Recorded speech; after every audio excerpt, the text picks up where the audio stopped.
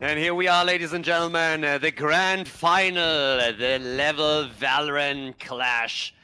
And we are going into our best of 3 series. Map number 1, we unbind the Buffaloes. On the defender side, Valorando on the attack. They made the run through the lower bracket. They got the revenge against Philips Evangelion. And now they are in the grand final. $10,000 are on the line here as LVL partnered up with Red Bull, with Vodafone to make this possible. Big tournament in the DACH region right now, and it's going to be absolutely fantastic. The top teams making it all the way, and we are starting things off with Valorando on the aggression, as already pointed out, buying the map. We haven't seen all that much in the late rounds of the tournament, but let's see how this early round shapes up and which team takes the lead on map number 1. So immediately off the bat, we look to those agent picks. There's no breach. There is no Cypher on the side of the Buffaloes. So certainly different, certainly unorthodox. You could say Phoenix, I think, is still pretty damn good. The Raze is kind of where there are a few question marks. But we'll see. We will see. Maybe we will eat those words. This map is certainly spicy with the Raze. You can throw those nades and shoot the rocket through the teleporter, and certainly upset a few of the attackers. Particularly, we saw the devs absolutely destroy the FPS players. But either way, moving in towards the B bomb site here, very aggressive indeed. Flash is coming over the top. There's 2 players into the backside. They're also very blind on the attack, but still managing. Oh, that's a bit of an unfortunate one for Pylon. He had to get the reload off. They were keeping it even, but have now lost control. Spike should go down in just a second here. Valorando, well played so far. 4 versus 3 situation. Spike plan gives them another 300 credits. That's huge for the early round. That's already a big win right there, but can they take the round itself? That's the question. Once again, oh, nice shock dart also coming through. It's looking really good for Valorando at this point. Defenders trying to retake. Chris with a kill against Helmsy. Pion with a trade against Braxco, though, taking Breach down. Here comes another little pistol duel as Kane goes for Oyster. Last man standing. Pion trying to get another kill, is able to take Kane down finally. But Chris with a triple makes it happen and puts the first point onto the board for the attackers, for Valorando. Nicely done. Yeah, a bit unfortunate. Runs out of ammo there, Pion. It was looking good. He had the angles, but want to make sure to get those reloads off in good time. Certainly a tough one, I think. Just so much ordnance used on that B-bomb site. I think it's very, very difficult. They had 2 players just sat behind the site. I think you do have to put someone in a bit of an aggressive angle, taking that first point of contact, maybe in gardens or around that kind of area, you know, watching long to make sure that they can't just freely walk up with no trouble at all. And obviously they pay the ultimate price. They lost the round for it. What we do see an awful lot of on Bind, right, from a lot of players, I think collecting the orb, particularly on attack, is really, really big here. What an engage. I mean, you're making a perfect point here. Yes, picking up those orbs is, of course, incredibly important, and we've seen so many plays made around those, sometimes even sacrificing a Sage wall in order to get it. But that got explosive very quickly. 5 players dying in quick succession. But that's also the move onto the A point for the attackers. Valorando once again with the plant. Trying to wait for the defenders' rotation here. We've got a couple of Guardians in play. Buffaloes haven't made their move just yet. They still could. Are they waiting simply for the move back and trying to catch someone on the back end? Or are they actually trying to recap? Doesn't really look like it. The move through the showers. Yeah. And are they going to get someone? There's the first one. Nady gets the kill against Rax. Kane, on the other hand, comes in with a kill. Gets the second one against Pylon too. Nicely done. The 2-0 lead now for Valorando. Yeah, looking good early on here, but this is when we start to get into those buy rounds. I think... see in just a second. There's no pause feature at the moment, but it does look like they've got a bit of an AFK disconnect, perhaps, on the side of Valorando. Once again, nothing we can do about that one. Unfortunately, there is no pause feature as yet, and we have no control over the servers to change options like that, so they'll just kind of have to play it out, which does give Buffaloes a hidden advantage. I don't think they're aware of the fact, but all the same, a bit of a chance for them to steal a round away here. Yeah, at this point, again, the move towards A. Trying to check that one out. We already hit the drone out on the map.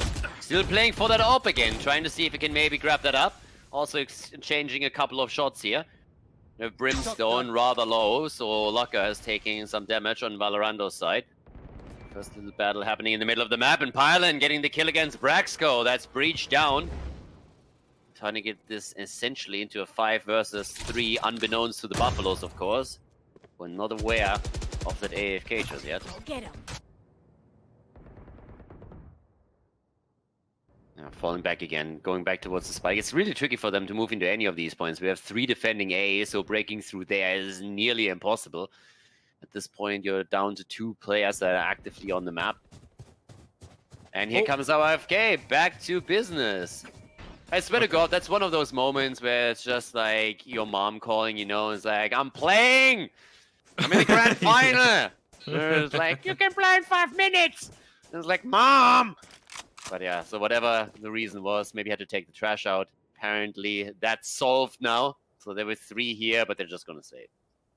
Yeah, it definitely seemed like they sort of, not necessarily threw the round away, but tactics kind of went out the window. We did see those 2 players that went down. They were on their own. They just went for some wide swings. Obviously, not really sure when Kane was going to get back in.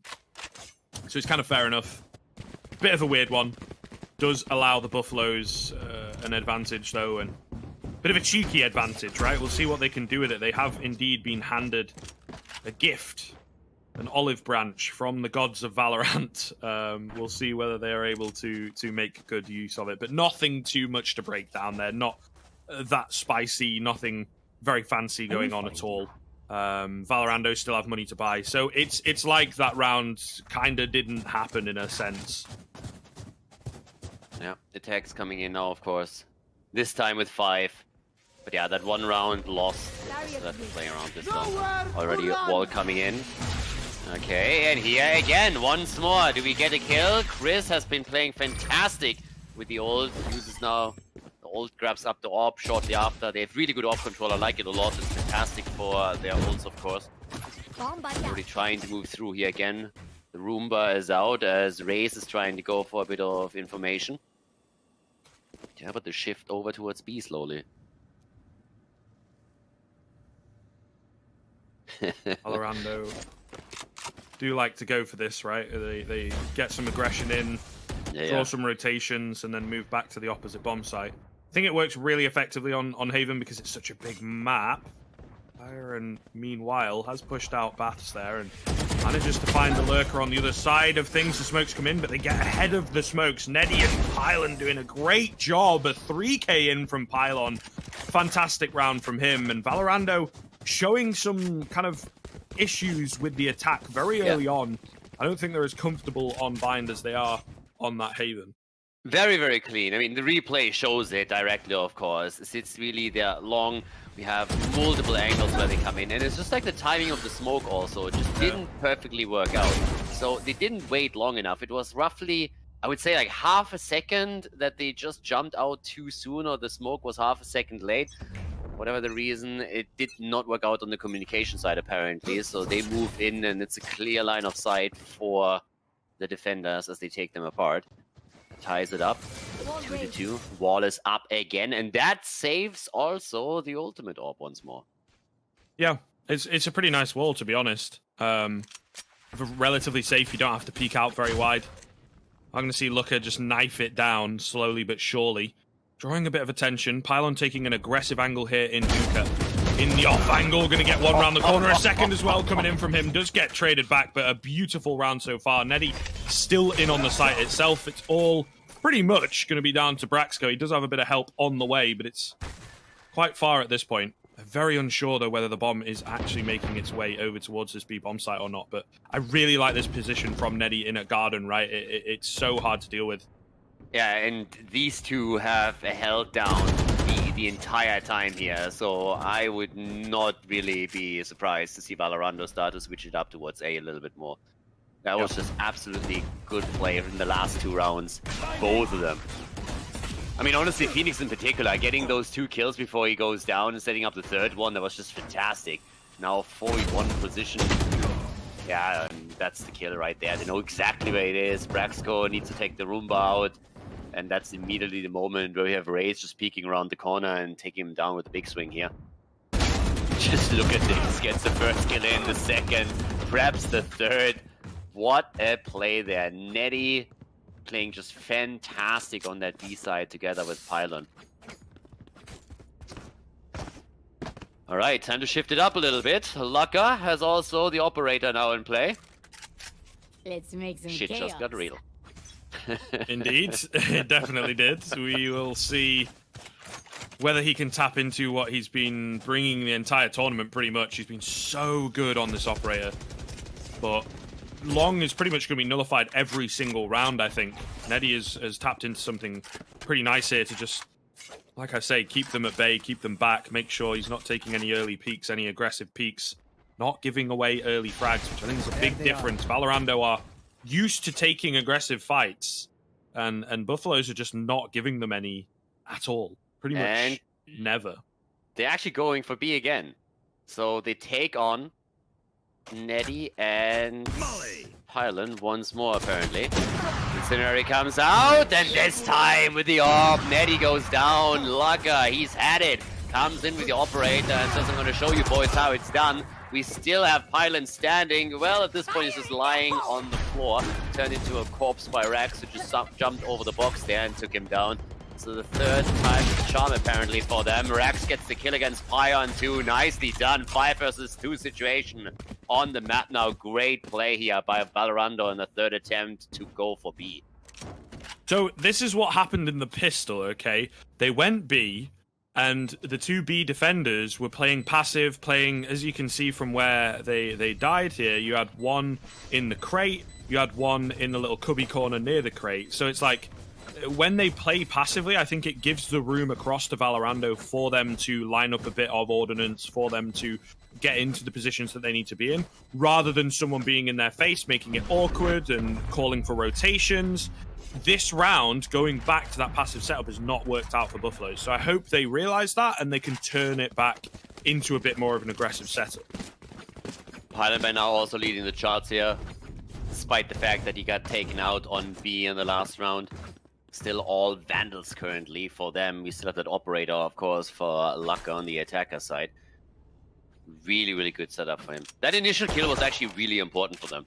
And it feels like, at least in this round, the communication was a little bit crisper. We talked in one of the approaches towards speed, the smokes were just a second too late, which was a huge problem since they moved right into the line of sight of Netty in particular.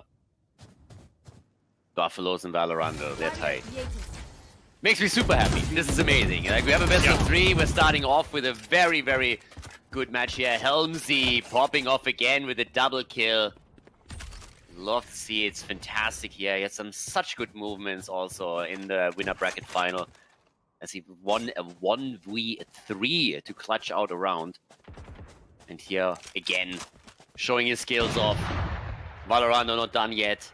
Starting to move over towards the showers once more. Peek around the corner. A second here. At least they're trying to. There's the kill. Nicely done. Lucka getting the one against Raze. Helmsy's down 2. Kane comes in with a revive, and all of a sudden we're talking 4 versus 3 situation in favor of Valorando. Netty has something to say about that, though. Takes Braxco down, but he himself dies to Kane. What a round. Fantastic. Action all over the place. Really good stuff. We'll see whether they can pull it back here on the Buffalo side of things. The orbital strike coming through. Information. Ooh, Eusta with the one tap. That's pretty clean. Sees a second player as well. Manages to take him down. Pylon finds Lucka. What has just happened? The smoke's all in on the site. From the attacking side, they all take super aggressive peeks that I don't know they necessarily needed to. Great follow-up, though, from the defenders. And also gets himself a little bit of a skin here. But nicely done. The insta replay here. Guys, once again, big shout out to the production crew here. These guys are absolutely on fire. If you think that these headshots are difficult to hit, then let me tell you that those insta replays are not easy to pull off either. Fantastic performance here, not only by the players. And that is the lead. The Buffaloes with a 4-3 right now. Ah, what a fantastic grand final opening. I absolutely love this. I hope this goes the distance. I want map 3.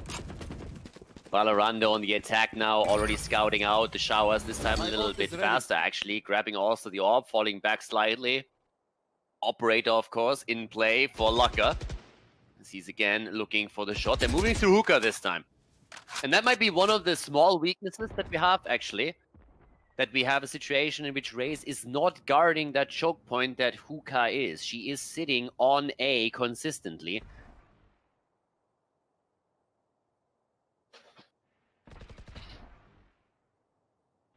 And off we go.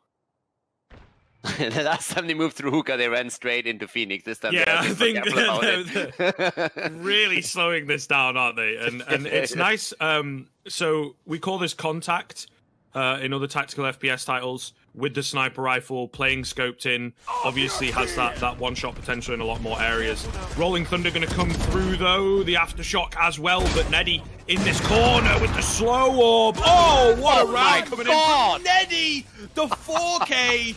Holy! A great round coming in from him, and the Buffaloes just stealing it away.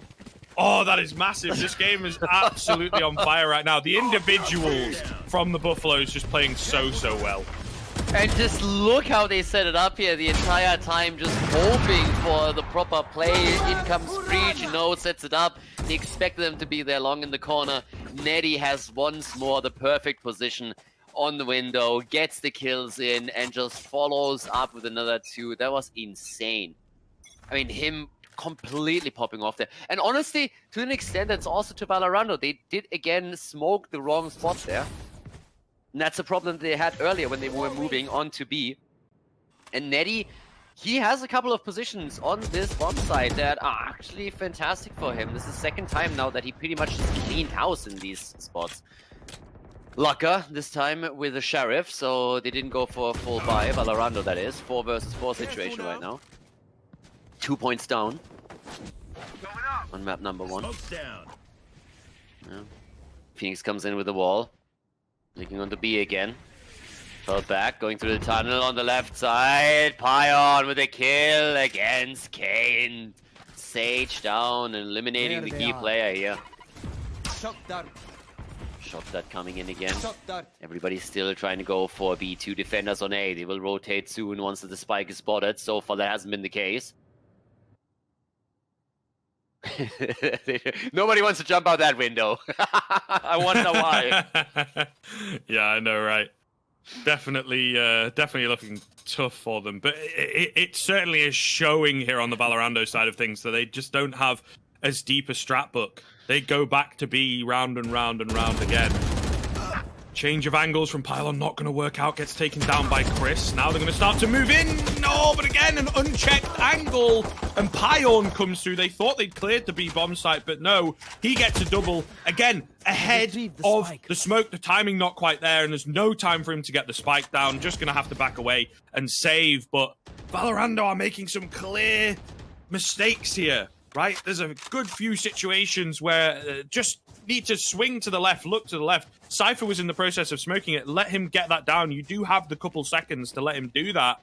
And without it, we see what happens, right? Pion, new player in, picks up a 2K, seals the deal.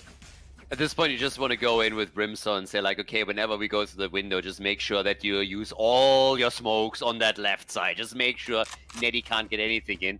I feel there's going to be an internal discussion who jumps through the window first. You go first. No, I did last time. This time it's going to be you.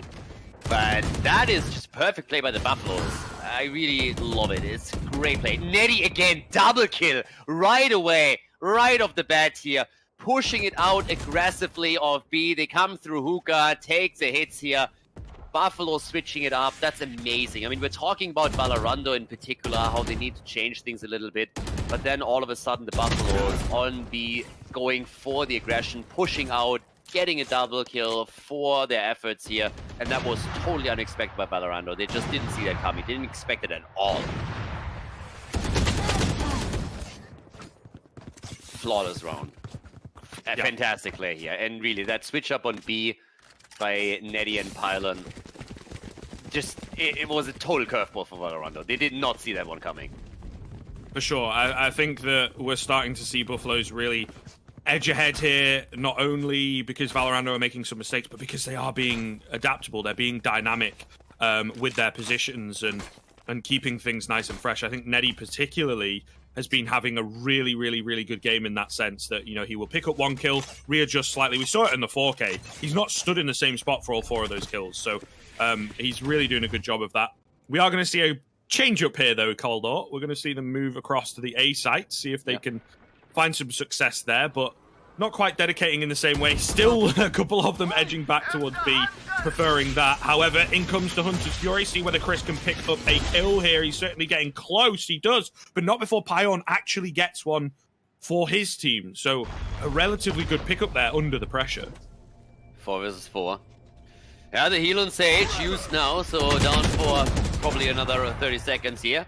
Kane comes in, Oster goes down, but first of all, he takes down Braxco. Locke, on the other hand, eliminates Helmsy, and that leaves our 2A players. So once again, it's down to Neddy. Well, that one got cut short. Neddy gets hit, goes down. The Resurrect brings one back for the attackers. Valorando with 4 agents on the map. The Buffaloes only have Tylen, who, interestingly enough, is still apparently convinced that he can pull this one off. 1v4 now, and the location revealed. Would expect him to save, and yeah, he's hightailing it out of there. But I gotta say, initially, when I actually looked at the Buffaloes, you know, you read through the nicknames a little bit, Neddy, God, I thought, well, someone is a little bit full of himself as I see the God part. Now I think it's maybe just a descriptor, so he just wants to let people know what they're up against, because, oh boy, has he popped off here. 11 kills for him. Really impressive. Another round comes in. 7-3. And keep in mind, there is actually a pretty big gap also between the first and the second place. First place $5,000, and for second place, it's 2,400. 7 points to 4 now. Valorando able to win that round. Still a 3-point gap here. $10,000 in total on the line in this tournament. Going down to the 16th place, actually. Which, by the way, I just have to point that out real quickly, how amazing it is that we actually have a prize pool that is very evenly distributed. So it's not too top heavy. That is fantastic for all the teams involved here, and is especially for a player the best thing that can happen. When for all the time and effort that you put into a tournament, if you don't make it into the grand final, you still get rewarded here. But of course, the biggest chunk of the money is on the #1 spot here with a 5K. Laka comes in, takes down Oster as the game continues. Double kill for Raze. And so far, it's again the Chris and Laka combo that get the kills consistently for the team reliably and force the entire A position down with the 2 B defenders moving now over. Once again, it's down to Sage and Phoenix. It doesn't look like it's going to happen. Just down to Sage now, so... Gonna get smoked off at Heaven. Res is available, but I don't think they're really feeling it here. Save it for... a better day, to be honest. Maybe get some exits here. Gonna get spotted out as well by the spy cam. Almost taken down there and will eventually go down. I'm not so sure about that decision. I feel like running away and saving the operator there would have been a hell of a lot nicer, but is what it is. Some replays here from the earlier rounds. Pylon popping off, of course. That one was still, I mean, right into the face, baby. Right between the eyes. He saw that bullet coming. And there's, of course, the window situation, once again, from earlier we talked about. Yeah, they jump out again, and every time the cage is a little bit too slow. Previously, we've seen a few times that the smoke was too slow. One time it's Neddy getting the kills, this time it was Raze. 5 versus 7. The Buffaloes, after the switch here, still in the lead, of course, now on the attacking side. So Valorando now defending. Halftime's done. And let's see if Valorando can secure a few more points on the defender side. In terms of buys, a lot of utility being bought, but we have a bit of armor also, for Chris in particular. Caned with the wall. Also afforded himself a ghost. That's 800 credits down the drain. So he's effectively at 0 at night now. And that's the beauty in one of the first round, actually. Do you go for the small armor? Do you go for weapon? Is it simply utility you're looking for? Especially as Sage, you can get a lot out of a proper ice wall, which they already utilized now on B. Helmsy gets the kill against Laka, though. That's keep coming. Brasco with a hit against Pylon. 4v4 situation. Oh, Netty comes in, takes him down. Kane on the other side, double kill before he finally gets taken out. It's a Sage battle over here. Talking about Sage, the Buffaloes, yes, there's the heal. Netty was in a lot of trouble here, nearly died. Still in play, that Chris comes in with that headshot and racks with the follow-up kill. Pion down 2, and that's another point for Valorando. They're closing that gap, they're closing it quickly. They win the first round in the second half. Looking good. Looking really, really good. It's a very nice start. We did just see how effective their defense was on Haven up against Philips Evangelium. Different team here, different map, but the same sort of fundamentals apply. And maybe they can tap into that once again. Really, really good pistol coming out from them. It's certainly a close one, but they managed to get the recovery on the rotations, bringing it within 1, like you say. So really, really looking good into this second half. Going to get an early ult orb here as well. Once again, we've talked about how important it is and how kind of the Bath's ult orb is a little more attacker-sided and the long ult orb defensively sided. So nice for them to pick that up early on into the half here. We'll see what the Buffaloes have got planned. I think they do have a few upgraded pistols brought up, as you can see, Sheriff here and whatnot for a few of the players. So maybe going to try and go for something here. It looks like they're going to burst out of the Baths. A lot of information gained there towards short. Oh, Rax going to get all of them. Braxco as well chiming in. And now all down to Helmsy on the Sova. That did not go well. That kid needs a nerf, seriously. Once again, it's Rax just holding down the angle. We talked. Oh, he gets the 4th kill as well. Calm down, buddy. Yeah, he had a couple Red Bulls for sure. Hops off completely here. I mean, his plays around those traps and the cages are just fantastic. He comes in, gets the triple kill, picks off the last man standing too, and that ties it. That ties it up, 7-7. That goes there. Oh, this is a nice spot. Yes, this should do. No more charges left. Brutal. Yeah, full buy for them, obviously, now. They have the Vandals in play. They got Spectres on... actually, no, my bad, sorry. Full buy on the attacker side, whereas Valorando sticks it out with the guns that they bought for the previous round. So we have a few Spectres. So they're pretty much outgunned to a small degree here, but they didn't really feel the necessity to exchange the weapons yet. And, well, Laka gets the initial kill against Pylon. Doing it right. Ooh, another one coming in as well. This hookah hold is pretty good so far. 2 very early kills, looking very good. And again, it is that strong buy. So Valorando, their defense in the second half starting off really, really well. Looking to continue the trend. Smoke's down. Out of charge. Yeah, it's now a question of how the Buffaloes recover things back. It is certainly looking like a tough time. Rax, once again, showing us his spicy cams, as he will get vision of 2, all 3. There it is. They've got all the information that they need. Might just get a recon bolt for good measure as well. But Cyber Cage coming in, a lot of utility locations revealed, a hell of a lot of damage done there. Not quite the frag for Rax, but damn near enough. Eusta will take down Chris, but Rax still available. 2k for him. In comes Kane with the Marshall, and Valorando are looking very scary here. They indeed do, and this time also without the recon dart actually not showing the position of the camera either, right? You pointed it out several times yesterday that we don't necessarily need that dart in order to just get the information out. And that was a really, really nice info setup that he had, not only through the tariffs, but the camera too. The one thing that I find is interesting also that we didn't really see a lot of teleporter play just yet. So it stays an option, but we haven't seen rotation between the bomb sites yet. Now it's a Sheriff round for the Buffaloes. They are now starting to trail behind in points in this first map of this best of 3. 8-7. Valorando taking the lead in the Buffaloes with their Sheriff round. Need to try and bring it back here. A few kills would definitely go a long way. The hookah window already walled off though. It's going to be tricky for them to break through that. can't boost over that here.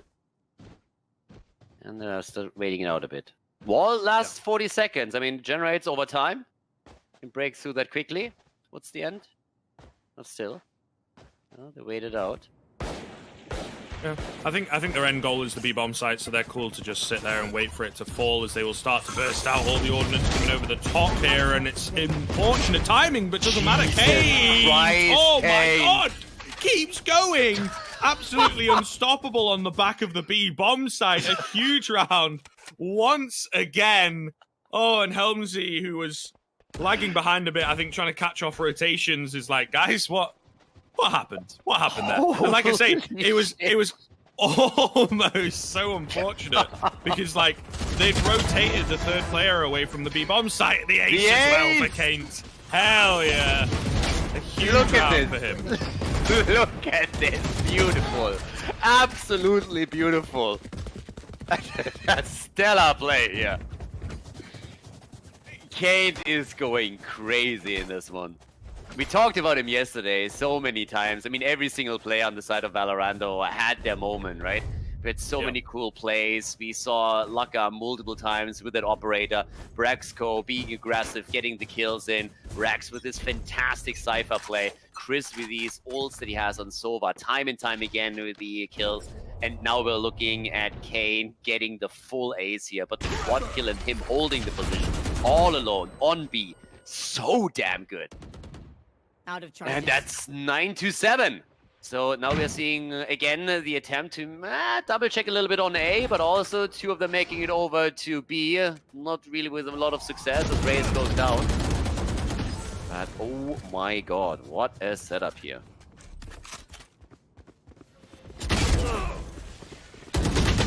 Coming in from Rax, will get traded back on this A site. It's now open. So a chance for the bomb to go down for the Buffaloes, plant for short maybe. Quick rotation coming through the TP. Breaksco in at heaven, Kane down below, so it's definitely a little difficult here, but Breaksco, perfect timing, catches the top end of the head, gets a second kill as well. The spike has indeed gone down, but it's now a 1 versus 3 for the Phoenix. Not gonna happen. And the defuse will come in, 10th round for Valorando. They're definitely getting the momentum now. Once again, it's the defender's advantage here that we've talked about. Kane coming even in and getting the resurrect for Chris. So he's going to have a weapon coming into the next one. Not going to be an eco problem for them at all. And honestly, if he pops off like in the last round again, then he's going to have the ult back up in no time anyways. That might have figured into the calculation here too. But you got to feel for the Buffaloes a little bit. They did well on the defender side initially, took the lead there. Now they're looking at another potential... Well, it's a little bit of a weird round for them. They're going eco. Well, they're shifting back and forth here. They don't have enough to go for a full buy on every single player. So if they don't go for an eco here and they decided against it, that means they will only be able to afford the full armor if they are willing to let go of Phantoms and Vandals and go into Spectres instead, which is exactly what they did now. It was a big decision that will be made, actually. And it doesn't start off well. Braxco comes in with a double kill against Pion, and Pylon takes both of them down. And that is actually boding... This is not boding well for them. If they lose this round and don't get any money, then they have a horrible spot in the next round. We're talking already about 10 points here for Valorando. So that decision to go for that semi-buy doesn't seem like it's paying off. Yeah, it's definitely a questionable force buy, to say the least. But, you know, it's one of those situations where if it works, it's a great idea. If it doesn't, then it's not. You know, we're really sat in between those two thought processes. Here we go, though, rushing straight through, straight into Lucas, straight into the meat grinder. Oh, almost every single round, it seems. For Valorando, there's just a massive multi-kill that comes through. Super quick replay on this one. Huge shout out once again to the production. We've literally just seen it. The replay is back in. Just in case you missed it. 'Cause, I mean, you know, blink and you will definitely miss that one. But yeah, Buffalo's really struggling on their attack here for sure. It is fallen apart, yet to win a round on the attack. Yeah, this one was of course also a setup in which we actually saw Rax drawing the aggro, right? And then Laka just capitalizing on the fact that everybody turned towards Cypher, taking him down. And he just had to hold down the button. And I have to apologize. I did not think that the money would actually pan out for them, but because of the loser's advantage, they have enough for a full buy. So that's definitely my mistake. I did not take the loser bonus into consideration when I made the calculation there, so that was my fault. So thanks to them losing multiple rounds in a row, they got 2,900 even though they lost the round. And together with a bit of money that they saved up, that's actually enough to afford them more or less a full buy here. So good calculations from the Buffaloes, and that might just give them enough to win this round. Especially as Pion gets the kill against Laka with his ult. Rax go behind though, gonna do the damage here. I mean, he's not really needed actually. They're picking them all up on the site itself. He still gets the 2k. Helmsy, meanwhile, gets a kill off the back of the Hunter's Fury. Gonna now look to push out of showers. Still full HP. Raxco is just waiting for him. Nice passive angle here on the bike. I was about to say, is he trying to check your angles? Yeah, he's trying to go for a ride, but no, unfortunately, walking straight past. Again, you've got to check all your angles there, but it still was going to be a tough situation. Now within one round for Valorando to take the first map. Yeah, and now they're out of money. Now Buffalo's out of money, and this is going to be incredibly tough. But you gotta give it to Valorando because they really found so much momentum on the defender side here. It is actually scary. We have such a strong team in them. And they are likely to take the lead in this best of 3 here in the grand final. But the Buffaloes, of course, they're coming in with 3 ults. They're trying to use them already. The push out, though, of the defenders as they're trying to be a little bit aggressive to mix it up here. The problem is that Netty comes in, takes Braxco down. Braxco himself at least got a kill. Laka taking Netty apart. Pion trading again against Laka. 3v3 situation on the map with the focus being on B. But Kane, you just can't stop this man. Pylon gets eliminated, and now a 3 versus 2 setup right over here with the wall coming down. They're trying to buy a bit of time, but Kane peeks out a bit too much. Pion gets the kill. 2v2. Spike in the hands, and B, is it open? One defender standing, trying to peek on long, and the teleporter finally finding some use. Okay, cool. It is going to be very quickly followed by Rax. I was going to say, running up long with your knife out is a risky one for sure. Doesn't matter though. The way it's turned out, they've gone straight into Chris, and Rax with the flank will secure the final kill of the first map.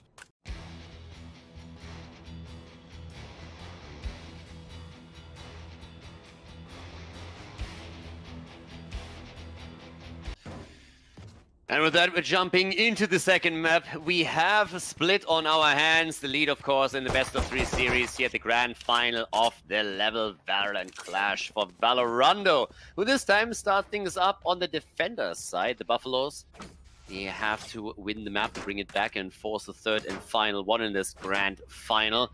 There's a lot of money on the line. Winner of this tournament receives $5,000. Second place walks away with 2,400.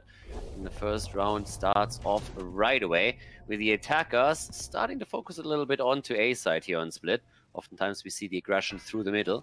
It seems this time it's mostly the attempt to break through A, as a rotation is already underway for Valorando. At least that's what it seemed for just a moment, moving one of the agents away towards middle. But still a bit of a passive play, with the exception of Laka in the middle, fighting it out with Pion and taking the first kill in this game. The opener coming through for Valorando, very, very important indeed. Shout out once again, folks, to Zilv, fantastic observer here. Over the course of the weekend has been really, really helpful in a lot of different ways. Obviously, supplying what you see here on your screen, but also giving us screenshots of the scoreboards and things like that. Working around the ever-changing spectator client to give us the best possible show. But the push going to come through towards A here. Nice pickup coming in from Chris. An angle that maybe not a lot of people are expecting. Doesn't get checked. Running through a smoke there as well. Leaves a free kill for him. Another coming through.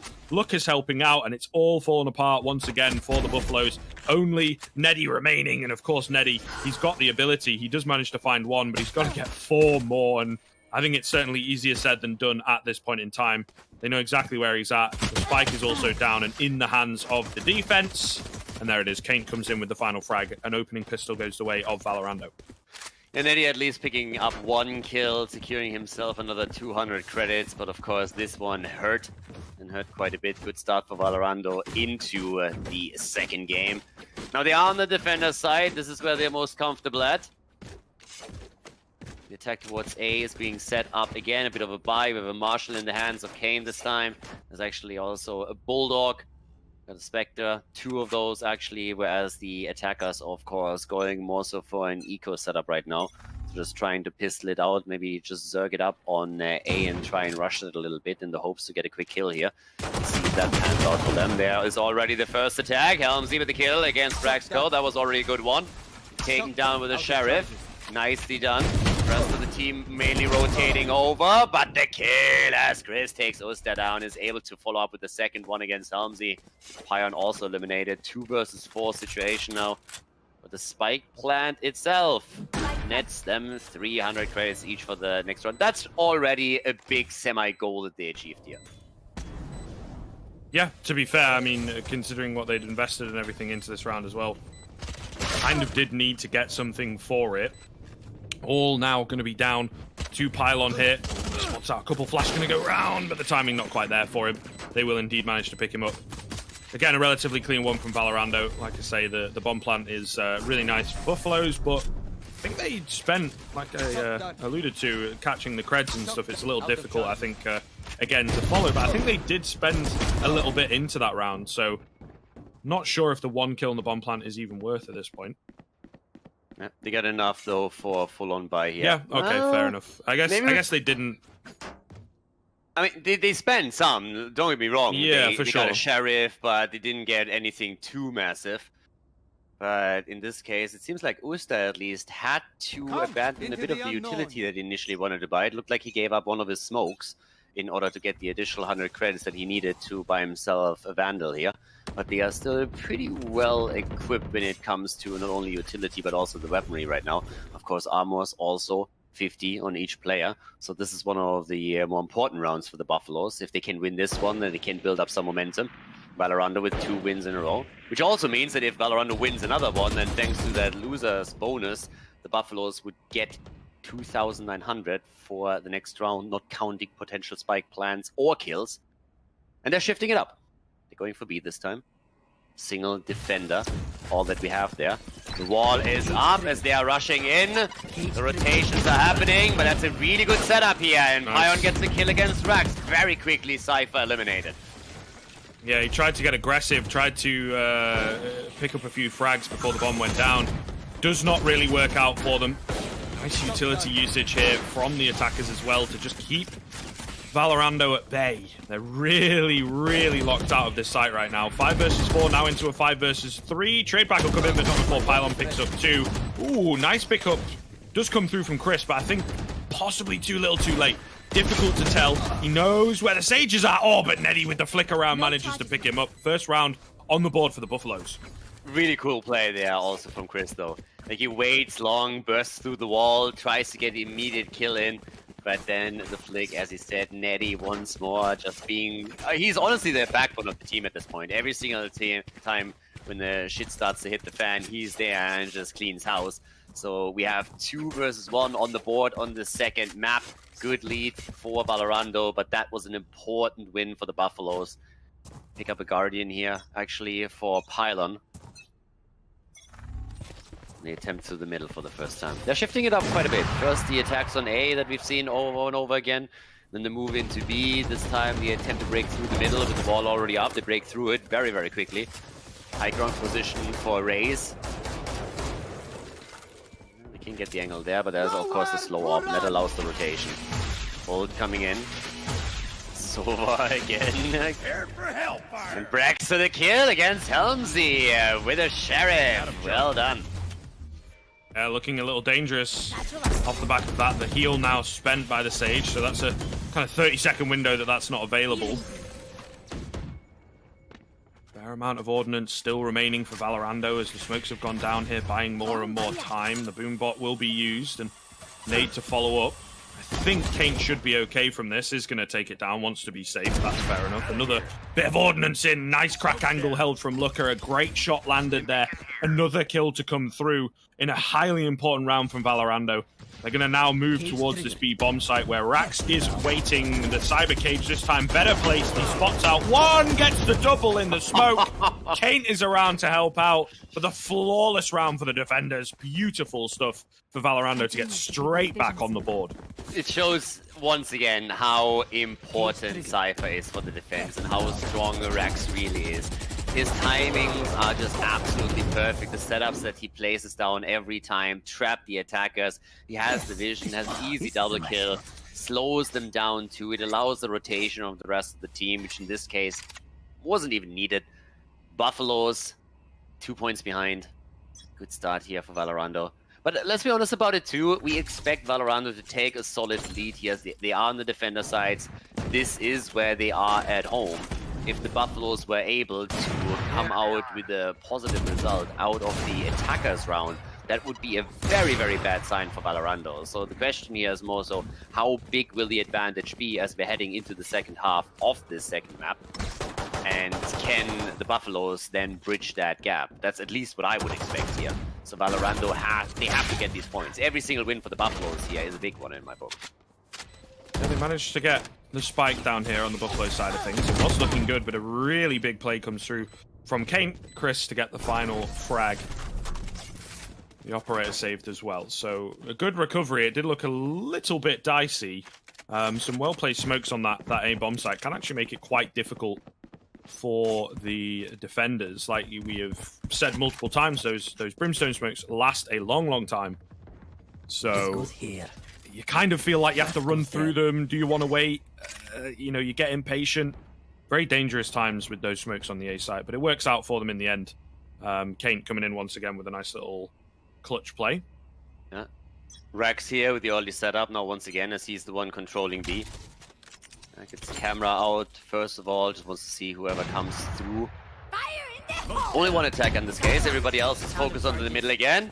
There's the jump, and that didn't quite work out the way that Ray's thought, but she still gets the kill. Still is able to get the kill against Lucka here.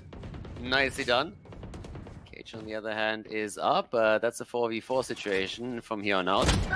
Middle still heavily attacked. Neddy with a kill against Braxco. Well played. Only 3 defenders remaining and a good chance for the Buffaloes to maybe pick up another one. Kane falls, and that might just be another point for them on the board if they can eliminate the final 2 defenders or just plant the spike. Seconds remaining. They are going to creep towards that B-bomb site in from heaven, all 4 players. I feel like maybe just look safe here. It depends on what Rax gets done. In an advanced position in the tunnels. Here's them all around, and meanwhile the rotation coming through from Chris, going to get taken down easily, and when the peak comes in, yeah, not a chance. See you later. Nice clean one from the Buffaloes there. Really, really clean round. They survive with 4 players. And they've got 4 ultimates available as well, Khaldor, so a lot of potential to maybe start the ball rolling on their attack finally and string a few together. Yeah, Lucka still has his op. This is a nice spot. This goes Vandals here. and Phantoms bought by the rest of the team. But that second point was important. And again, if the Buffaloes can keep the gap small in score, then on the defender side, they should have a good shot here. And they really start, as so many other teams, to focus more and more onto B, go into the middle, see what they can pull off here, and then there might still be the rotation towards A. But it's interesting to note that they actually don't have a single player on A just now, so they definitely are going to make a commitment here towards middle at least. A bit of a slow play, and Incendiary comes down and control that spot. Lucka again with the op, trying to find someone here. So far doesn't have a chance there. Everybody else is towards his right. Wall comes down, Incendiary also on the ground. Actually, it's Phoenix who places it down here. There's another wall, and dodging away. Yeah, the mid-focus in every single game that we've seen so far on this map has been huge. Pylon opens it up with the kill as they are rushing towards the window, trying to break through here. Kane is down, but Chris again with his ult every single time. He comes in, is able to also get the kills out. Neddy countering right away though, but it's Valorando with Lucka and Rax who clean house, take the final attackers down, and put the 5th point onto the board. 3-point lead. Yeah, a bit of a crazy one there, to be honest. There was a 2K from Chris. There was a 2K from Neddy, and then Rax comes in. It was all over the place. That goes there. Definitely have to feel for the observer on that. To be honest, there was a Hunter's Fury in there somewhere, I think, on the attacking side of things, but I'm not 100% sure. Crazy round. But it does go the way of Valorando, which again is really, really good for them. A lot of ordnance spent there by the Buffaloes. They're opting to get aggressive in middle off the back of the orbital strike. Really nice stuff. Sure, they don't find any kills, but big information for Valorando early on. Initial move towards A, actually, and then they're now rotating back to B here. Ray's already sniffed out. Needs to be very careful that he doesn't get caught. The middle is a bit open, though. They're trying to use that to their advantage. The rotation towards A initiated again. Yeah, a lot of fluid moves actually now between the two bomb sites from the Buffaloes. Really just trying to see where they have the best shot. And A still got it by 2, but Laka gets the kill against Helmsy over on B. Definitely a bit of a problem for them now.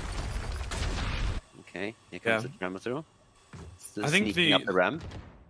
The super scary thing here is the fact that Valorando, all their players have been so strong across the course of this series. As you can see, though, they are getting beaten out a little bit here. Huge pickups coming in from Pyron. It will be a plant as well, and now the remaining 2 Valorando players are in a bit of a pickle. Rax is here in quick succession.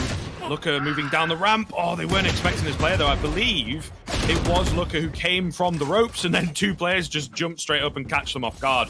Nicely done by Buffaloes to split the attack, kind of a double-pronged attack there, and they managed to get that third on the round, on the board, sorry.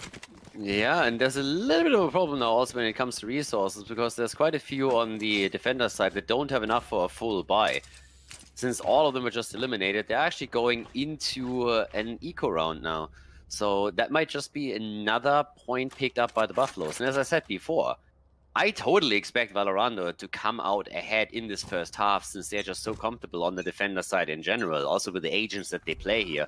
But if the Buffaloes can keep this gap to a minimum, they have a really good shot in the second half to pull ahead. So every single point that they put on the board now is super important, and a 4th one at this moment would mean a lot.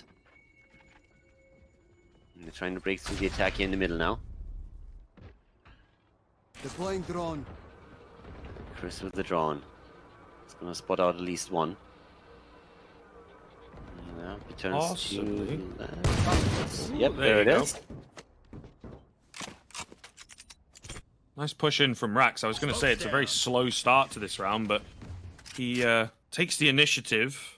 And I think the thing is as well, right, with playing this Cypher and having that spy cam, if you put it in similar spots every round, you might not spot people every single round, but then you kind of get a feel that actually they're not playing anyone in the B tunnels early on. I can get aggressive. Okay, Pylon once again. I think he died to that a little bit ago as well in one of the games earlier on.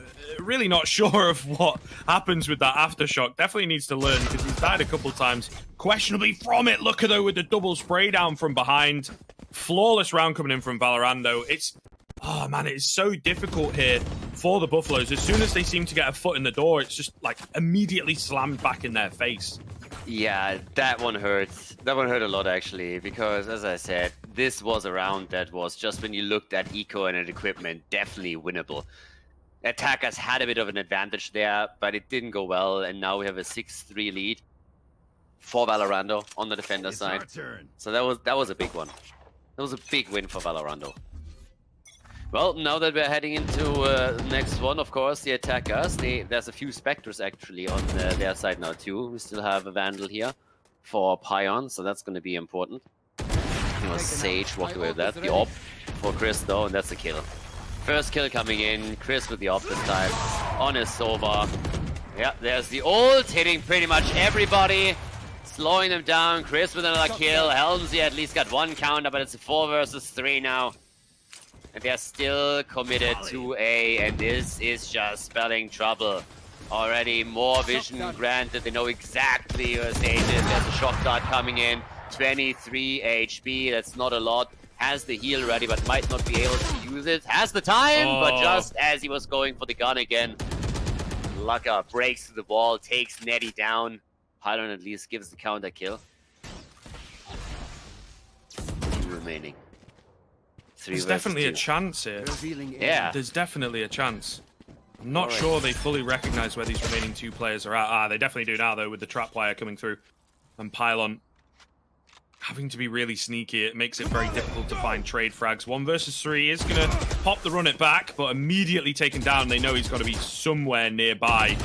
I think they have a very big read on where he's at yet and going to be able to deal with him. So once again, Valorando coming out on top. Not quite as dominant as some of the rounds that we've seen recently, but still looking strong here. As we have come to expect from their defensive side, it's really, really good stuff from them. 4 ultimates available again, so another chance at picking up a round here. Yeah, especially the running back there towards the end. They knew exactly where he was. There weren't really too many angles where he could have come from, so they had a good look at the rest and just needed to call it out. They did it immediately, so they already knew which corner he was hiding in. Quick kill, 7 against 3 now. Buffalo's definitely trying here, but good reactions. And let's just look at the ults alone. We have a 4 available for Valorando now. There's only 2 rounds left in this half, so we're going to see those used very, very soon. Ray's already committing to her own ult, not getting a lot out of it, so that's a big problem. Yeah, and here we go! Laka coming in, calling down the Hellfire. They get 2 kills out of it. 1 because the player repositions and has to go straight into the line of fire. Second one through the ult itself. 5 versus 3 situation. Very, very well done here to initiate this 11th round. Absolutely perfect stuff. And now, how do you recover it back? They do have a res available here in the hands of the Sage, of course. But already we're seeing a flank coming round towards the back end from A. Discovering that there's no one out at A, there's no one in towards the attacker spawn. More and more information, but Looker is all that's really needed, to be honest. He doesn't care about that information. He's just hitting his shots left, right, and center. 3k for him so far. Helmsy trying to find something, but gonna get tracked. Does deal with a bit of ordnance, I suppose, but ultimately it's just like wasting ammo, giving them more information. Has to group up with Neddy to try and pull this round back from the brink, but I don't think it's really going to happen. I think they have conceded it. Yeah, no time. Unfortunately, they have like no control of anywhere pretty much, and I think once this time runs out, they are going to look to hunt here, and maybe a chance to survive, or maybe an ace for Looker. He will get taken down eventually, but a 4k coming in from him, a very big round, and Neddy falls in the end. So 8th round coming in, now into the final round of this first half of what could potentially be the last map of the grand finals. Buffaloes are going to be struggling somewhat. Yeah, and also, let's just point out real quickly, the last kill against Neddy was actually important, since as he takes Laka down, there is a chance that he picks up the AWP and secures it for the team. True, so very true. That was a really, really good kill for them.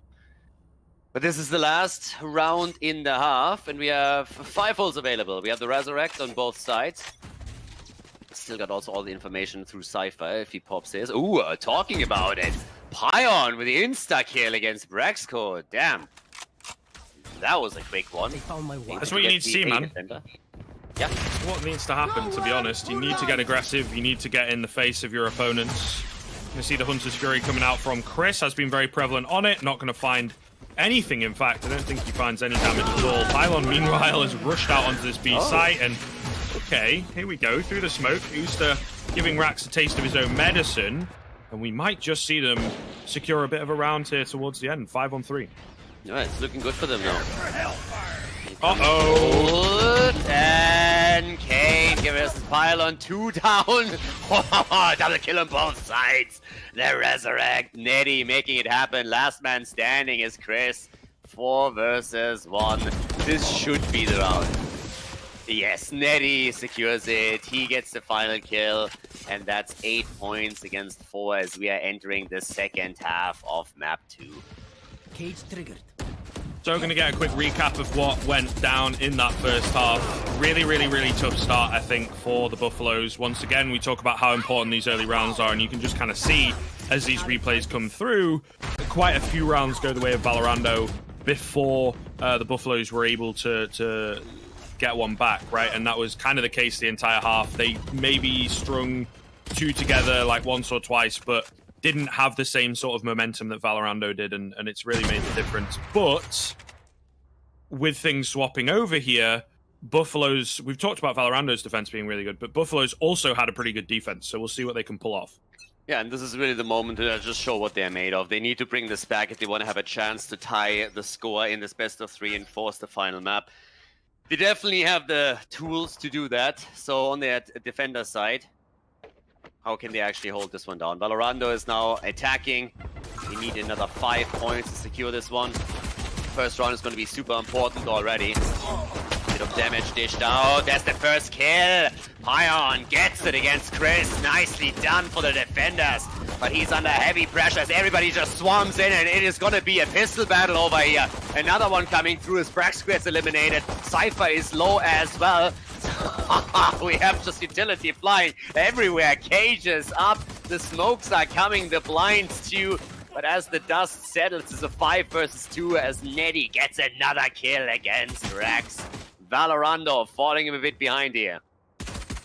Yeah, not looking too good. Low HP bars across the board as well. Look at 23 HP in a 1-on-5. Not going to happen. Flawless pistol coming through from Buffaloes. That is exactly what they needed. A really, really, really strong start here to the second half. No spike plant even for Valorando. So really strong start for Buffaloes. And it, in a lot of ways, economically, in terms of momentum, in terms of the morale and the confidence of the players as well. It's so, so important to get your foot in the door in the second half. Yeah, big statement made by them right now. This isn't over. We're still here. We're going to bring this back. That's the statement that they needed, for sure. And now, of course, the second round. Valorando, again, going to try and pull something off here. We got a couple of really proper weapons on the other side, but nothing really bought for the attackers, it seems.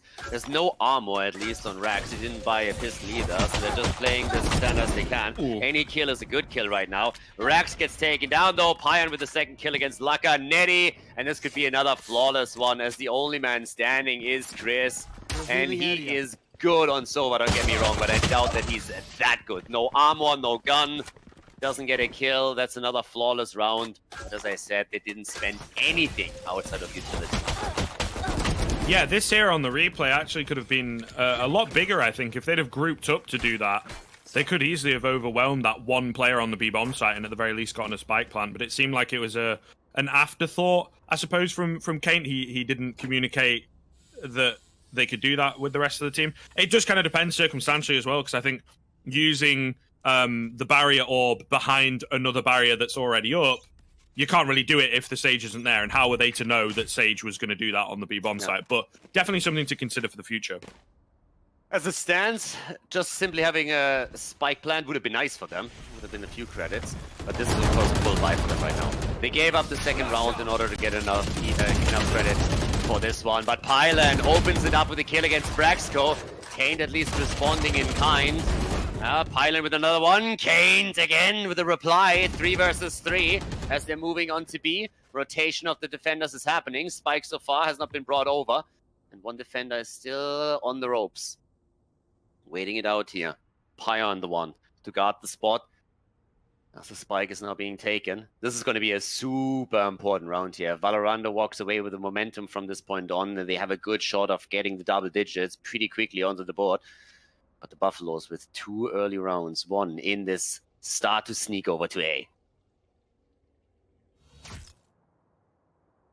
The ropes. Rax has a lot of information to work with. There's no one holding ramp. They can definitely attempt to make it across here. They all went to A. They're expecting a rotation here. Oh, a little bit of damage already done. But here we go. Clusters are in. The Roomba is also there. Gets taken down right away. Helmsy with a kill against Kane. Nice. Well done. Sage is also rotating over. Could get the heal in, but Pion takes Rax down. Chris eliminates Helmsy. 1v1 situation. Time's running out too. Ooh, not enough time to plant the spike anymore. It's on the ground anyway. It's the kill. Netty comes in and takes Chris down. Netty every single time he delivered on the first map, and he is delivering like a god on map number 2. 14 kills for him. Only Lucka ahead of him with the 19 on the side of Valorando. But look at that score, Skriv. 7-8. Now bringing it all the way down to just a 1 round between them. It is so very close. And Valorando, as you can see, not the best of buys coming into it. A few sheriffs in a frenzy. But other than that, not a lot to write home about. Ordnance, you would have thought. See what they can get. They are going to put a lot of pressure in towards middle, so these players getting aggressive need to be careful. Brachko doubles his score as he picks up 2 frags. Moving up middle, obviously there's a lot of information now in for the defenders, but they've lost a key point of this map. It is such an important spot that so many teams try to battle for. The aggression does not pay off. The 2-for-2 trade, not going to work out for the defenders, because like I say, they lose the control of middle. They lost the mid control. They still have 1 on the ropes here, so need to be careful, but the attackers are falling back, trying to make the rotation over towards B. There's already the scout information, as we have the drone coming in, gets taken down by Neddy. He's still holding the point for now. They move through the tunnel. But everybody starts to shift over on the map right now. They're holding the B spot. Everybody's here. Everybody's assembled. With 1 trying to wrap around a bit from behind here. The attackers, though, in a pretty decent spot if they can just evade being eliminated by Neddy here. This one's important. Here comes again Sova. Looking for the damage. The kill. Nicely done. Neddy with a hit against Kane. Dodging out all of the damage. Follow-up kill and a clean fight. Neddy with a triple, making it happen and tying it up. What a setup again. The Buffaloes on the defender side excelling right now. Yeah, they are looking so good. Once again, we talked about the prowess of the defensive sides of both of these teams, and just seeing it on the replays, how simple it is looking right now for the Buffaloes. They're trying their absolute damnedest on the Valorando side of things to fight back, but it's proving difficult. It's proving very, very difficult. Looker on this operator could be the difference maker. However, they have got a relatively strong buy coming in here. Going to group up outside of B for the most part, leaving Rax on that lurking position over at A. Yeah, once again, Smoke's just dominating over here. They're moving through B, though. Easy access through the tunnel. They're pushing through there. At least it seems like they are. A bit faster there. Okay, here comes the slow. 1 orb down. Second slow orb also on the ground. Kills are getting exchanged here. Nice! Neddy again with the kills. Finally eliminated 2, but still an advantageous situation for the defenders. Oh! Revive the kill. Oh, that hurt. That hurt a lot. Braxco, on the other hand. Holy hell. That changed quickly. The revive first of all, then the double kill immediately against the attackers. But Braxco is able to get 2 of that situation and turns into a 1v1. Look behind as well. No idea. The flash will come through, but I think it's mainly just like a sound bait kind of thing. Oh, the mind games here are absolutely huge, really. Started running off towards the A-bomb site, and Pylon is going to rotate silently through mid, sure, but the mind games from Braxco are absolutely perfect. He, at the very least, is going to get the split down. Going to get the spike down, sorry, but all the same, I don't know. He's low HP. It could be difficult. He needs to get into a decent post plant here as very, very quickly. The rotate coming back through. Is he going to opt to move up the ropes? No. He's going to hide below them. Will Pylon expect this? The boombot going in. Not going to spot him. He is so sneaky right now. Here's the steps coming through as well, but misses his opportunity slightly. However, no idea at all. It's planted for him as well. Knows that he's not on the bomb. Oh, but he doesn't creep back in fast enough. And Pylon will find him. Goodness me, it is a game of inches. It is a game of inches right there. But Pylon with a big clutch to secure the lead for the Buffaloes. Yeah, beautiful one. That was really well done. I mean, initially we had this insane exchange. Yeah, super chaotic on the spawn. The revive that comes in just a second later with a quick follow-up double kill that we saw from the defenders. Helmsy in particular gets the kill against Skriv, and the follow-up afterwards, turning it into that 1-versus-1 situation that we saw play out there towards the end. But the result is the same. The Buffaloes in the lead. They are taking the lead over Valorando in map number 2. Now keep in mind, guys, this is the second map. First map was won by Valorando, a best-of-3 series. So if this ends with a victory of the Buffaloes, we are going to head into Haven as our final map. So So we'll find out soon. Rax, as all of this starts, uses the Guardian though to get the kill. Turns this into a 5 versus 4. Yeah, good job by him and a good start for the attackers. That's exactly what they need here. Get the quick kill and try to capitalize on it. Have to make something off of this. You really do, and that's not the way to do it. Breaksco gonna peek into middle, straight into pylon. The orbital strike will come through, and at least the trade is there off the back of it. Nice pickup from Looker. Nice play from him as well to peek out and spot if the Phoenix was going to run away, making sure like the kill is 100% secured. However, we do have the Resurrect available here on the hands of Neddy, so definitely could bring it back into a 4 versus 4. Looks like they are going to move towards A, but they're moving very slowly on the Valorando side of things, and the rotation's starting to come through from the Buffaloes. They are more than prepared for this, but again, the man advantage for Valorando is what we are looking towards. Yeah, he come to kill though. Quick exchange. One down on each side, but the follow-up, Neddy again, coming in, getting another one. Just absolutely MVP for them, but he is all alone right now, trying to make his play. Comes in with a heal, tries to get another kill, gets one, turns it again into a 1v2, but this time we actually have Brax in position here. Luck actually it is, who takes the kill and puts another point onto the board for Valorando, and therefore another tie. This is going down to the wire here. Absolutely love it. Fantastic first half that we had. Valorando slightly ahead, but the Buffaloes definitely showcasing now in the second half how strong they are on the defender side. Yeah.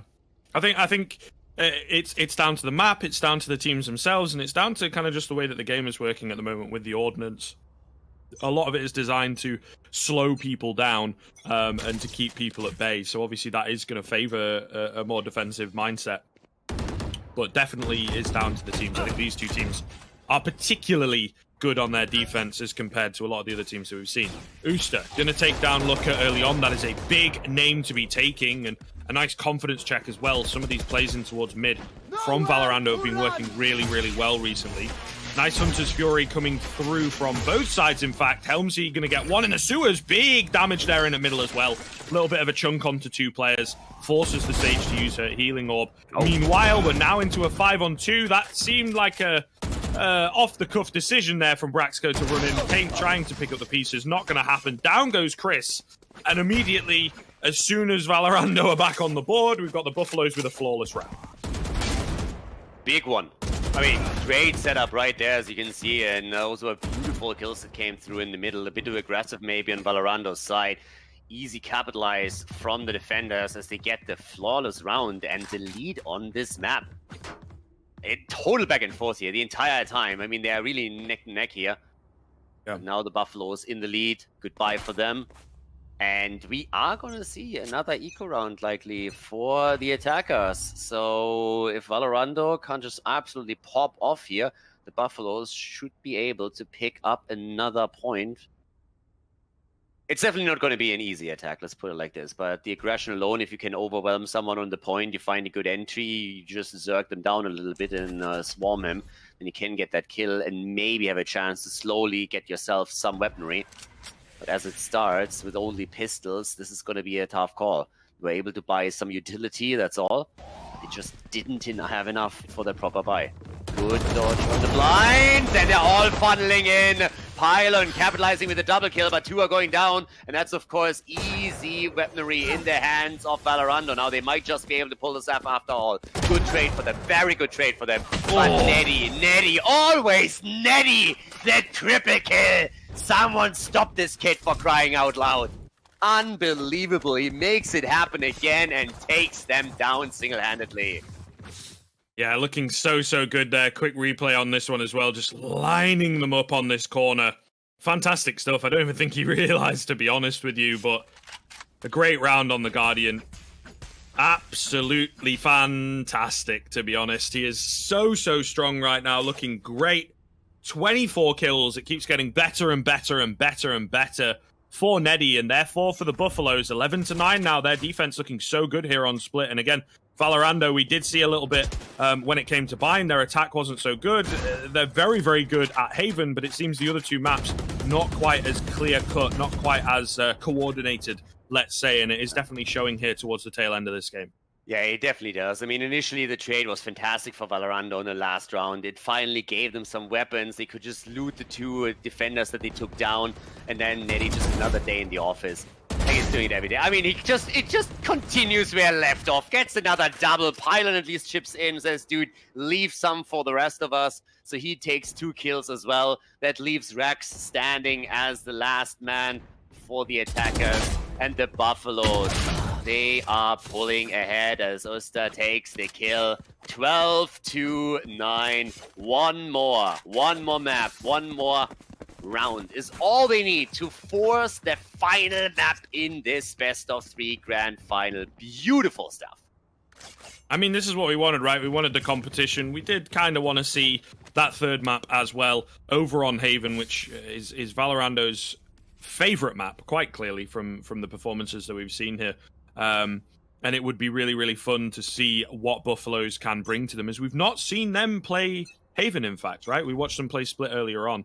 But we'll see. Not quite out of this one as yet. We've got 3 rounds left to go, but Helmsy, he will take down one, almost lining them up there. Showstopper does nothing for Pion, and the res coming in as well onto Rax. This is definitely a good chance. They've got 3 ultimates still available to use here, and a lot of control on this A site. The spike going to go down at the very least, but it's a question of how they hold the site. Yeah.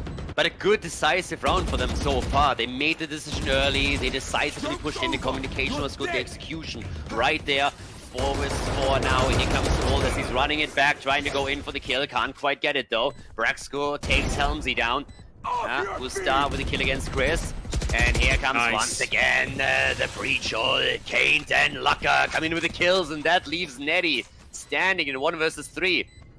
Good odds for him, actually. If the past few rounds have been any indication. Certainly, he does have the res available as well. Picks up the head of 1 second. No, why are we peeking into him? Oh god, he gets the heal off. Lucker, however, there's enough time for him to back away. He'll go down to the spike, but... ooh, it's a little risky there. It is certainly a little risky. Didn't realize how far tick the bomb was, in all fairness, but Netty just doing great things. Unfortunately not able to take the round, but money taken off of the Valorando side, which is big. Yeah. And if you were wondering about his nickname, God is actually his last name. Netty coming in here. He's at 28 kills. Oh my god. Yeah, that kid woke up this morning, put on the backpack, and started to say, okay, boys, it's time to go for the carry. Netty just absolutely dominating this game. It's really crazy what he's pulling off here. 12-10 though, despite his efforts and the kills that he got in the last round, it was still a round won by Valorando. By the smallest of margins, they lost everybody. They still were able to pick up the round. They got the 3,000 credits, 3,300 actually, since they obviously also planted down the spike, so that was important. Pion, on the other hand, takes down Rex as this round starts. Another match point for the Buffaloes as they're starting to move in. Pion with another kill. Drake's Rex go down, wants to go for the double here. Gets another flash through. He's already calling some help over, but is eliminated by Kane eventually. Yeah, not the best of starts. Once again, Rax with a solo play over at A.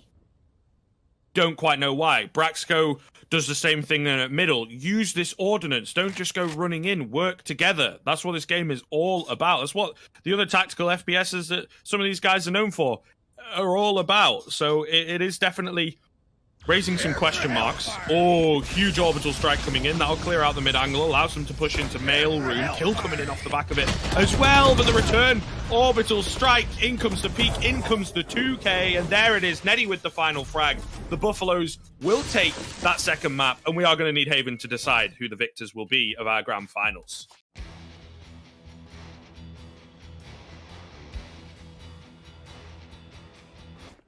And here we have it. The Buffaloes, ladies and gentlemen, against Valorando. Their series is tied. The best of 3, the grand final.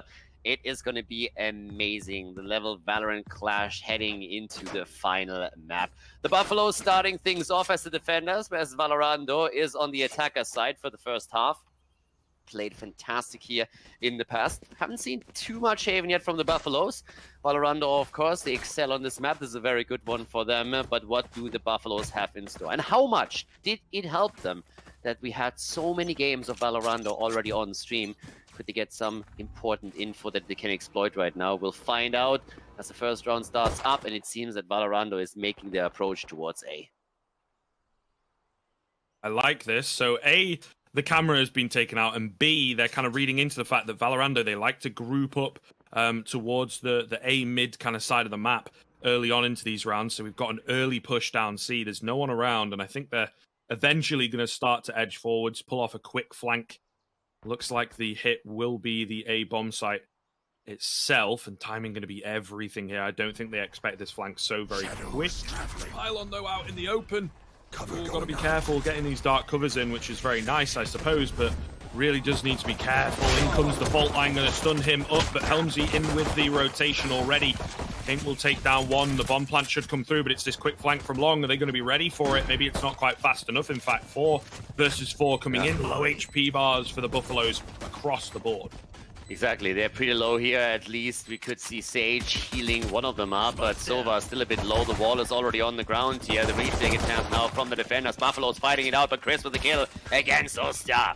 That's another big one for them right now. 3 versus 3 though, as Pion takes down Laka. Good kill from him, but the follow-up as Neddy comes through and takes Kane down. The defuse attempt already is trying to go for it, trying to set it up, and there's the win. That's the Buffaloes taking the first round on the final map of the grand final. Yeah, pretty damn close. Pretty damn close. Comes down to the 1 versus 1, but unfortunately not planted for those players who were over at Heaven, so it makes it very difficult. And I think there was an awful lot of noise going on, bit of a sensory overload, right? So they weren't sure if they were on the bomb or not. Looking at Chris, he didn't really get super aggressive to try and deny the defuse. So a bit of a shame there, but that's the way that it turns out, and it will indeed be the Buffaloes starting on the defense, obviously, with that pistol on the board. Nice start for them. Should be able to get the second here as well, as it's not the best of buys, of course, just the save coming in from Valorando. I think there's a frenzy in there, and that's it. Yeah, exactly. And on the defender side, we have 1 Vandal, we got a Bulldog, and we also have a few Spectres. So they definitely have the weaponry for this one. Empire already taking good use of that Vandal. Moving in with a kill, gets the second one as Laka falls, and they're just outgunning them here. Fighting also for the ultimate ops at the same time. Braxco gets at least the kill against Grace. That's an important one. She had the Vandal. Vandal on the ground here, but he can't get it as Neddy is coming in with another triple kill, taking Kane down too, and securing them the second win on this map. Really, really good stuff once again. Cleaning up house, as we come to expect, but all the same, it's nice to get off to a strong start and not be making any silly mistakes, making sure that they are all out of your system before you get into the key rounds. And this is one of them very early on. Looker going to be on that operator. 3 Vandals and a Phantom. Meanwhile, there's a couple SMGs and a Bulldog remaining over on the Buffalo side of things. So Valorando got a good chance of maybe, just maybe beating them out on the weaponry front. And an opening pick. Yeah, quick one here. But as we've been talking about this, Valorant really excelling on the defender side. So for the Buffaloes, it's important to establish a bit of a lead before the halftime if they really want to have a proper chance to bring this one home. So it doesn't really surprise too much that they're able to do initially quite well here. But Valorando, they have to at least keep the gap as close, as narrow as they possibly can. So for the time being, a little bit of a smaller poke, but that initial kill was, of course, already highly important here, as the attacker's team is now slowly creeping over to A, which is not really all that well protected. There's only one trying to cover short, and that's about it. Pylon, he's got to be so careful here. It's a key position to be holding. Like you say, the only one on A at the moment. It's really, really important he doesn't go down for free. Good manages kill. to pick up the frag. That's pretty big, and it calls for the rotations as well to come through. He gets another before he falls. Wow. That's massive. Yeah, that second kill, the first one already was great. The second one was fantastic. So now we have a 3 versus 3 situation, but they need to go for the retake. And Kane comes in, taking Usta down. So far, so good. Turning it all of a sudden into an advantage for the attacker side. Again, Valorando with 3 on the board. Haven't taken down Neddy yet. Oh, the res! Awesome. 4v2 situation now. Nicely done. The ult and Pion with a kill against Laka. Nice. counter kill though. Nady eliminated as Chris gets the kill. 80 in HP. The only thing that we have remaining here for Raze. Not really a good situation for Pion at all, and he hightails it out of there, saying, alright, running out of time anyways. Let's just save the weaponry for now and fall back. First point for Valorando on the board now. Yeah, clutch as well. Barely able to get away from this one. And it's quite important, actually. I think Chris had picked up the operator. That's why he was lagging behind a little bit, which they wouldn't have been able to afford one here to give to Looker. And very important for them in the previous round. He found the open pick that started the ball rolling. So a really, really important pickup. 2 versus 1 now in the grand final. Ton of money on the line here. Buffaloes with the lead. Valorando to go for the attack again. This is their map. This is the map that they felt at home at for the entire tournament. Every single time you saw them in the lower bracket, it was all about Haven. Haven, Haven, Haven. The Buffaloes, they could do a lot of odd reviews here if they had the time to do it, if they had someone helping them out. Here comes the play with the wall that allows Chris to go straight up for the orb. And he's already starting to go straight for the kill. They're trying to break through, making a little bit of noise over on C as the rest of the team is still sniffing out opportunities in mid and towards A. Good high ground position now, of course, also. Still holding on to the choke point there. 5 versus 5. 1 minute left. Starting to make the decision slowly. To move away from A, getting over to C. The spike. Spike gets passed over as well. And we still have Chris on Sova, setting it up. Double checking on A. 2 on A still. Those have to rotate very quickly. Nobody actually sniffing out that move on C. They're absolutely clueless at this point. And they're starting to move in.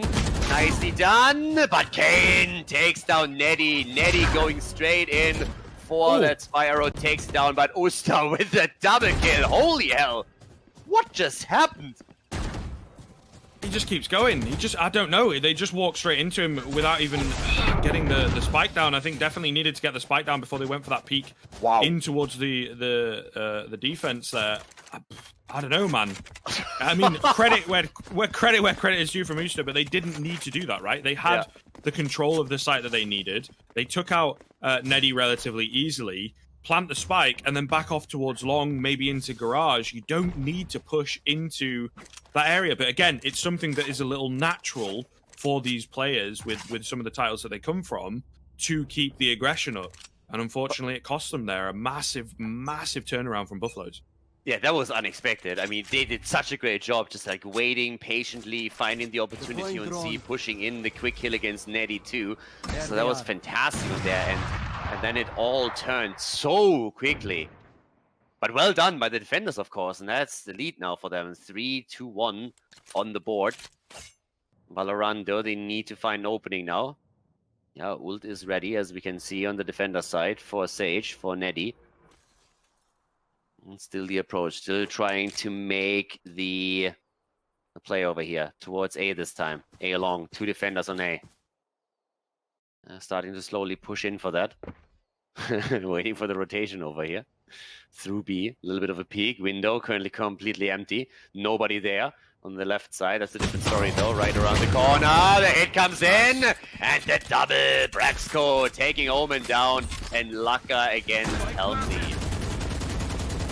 Really well done there. This is the difficulty of not having the Cypher or even utilizing the Sova effectively with the drone, right?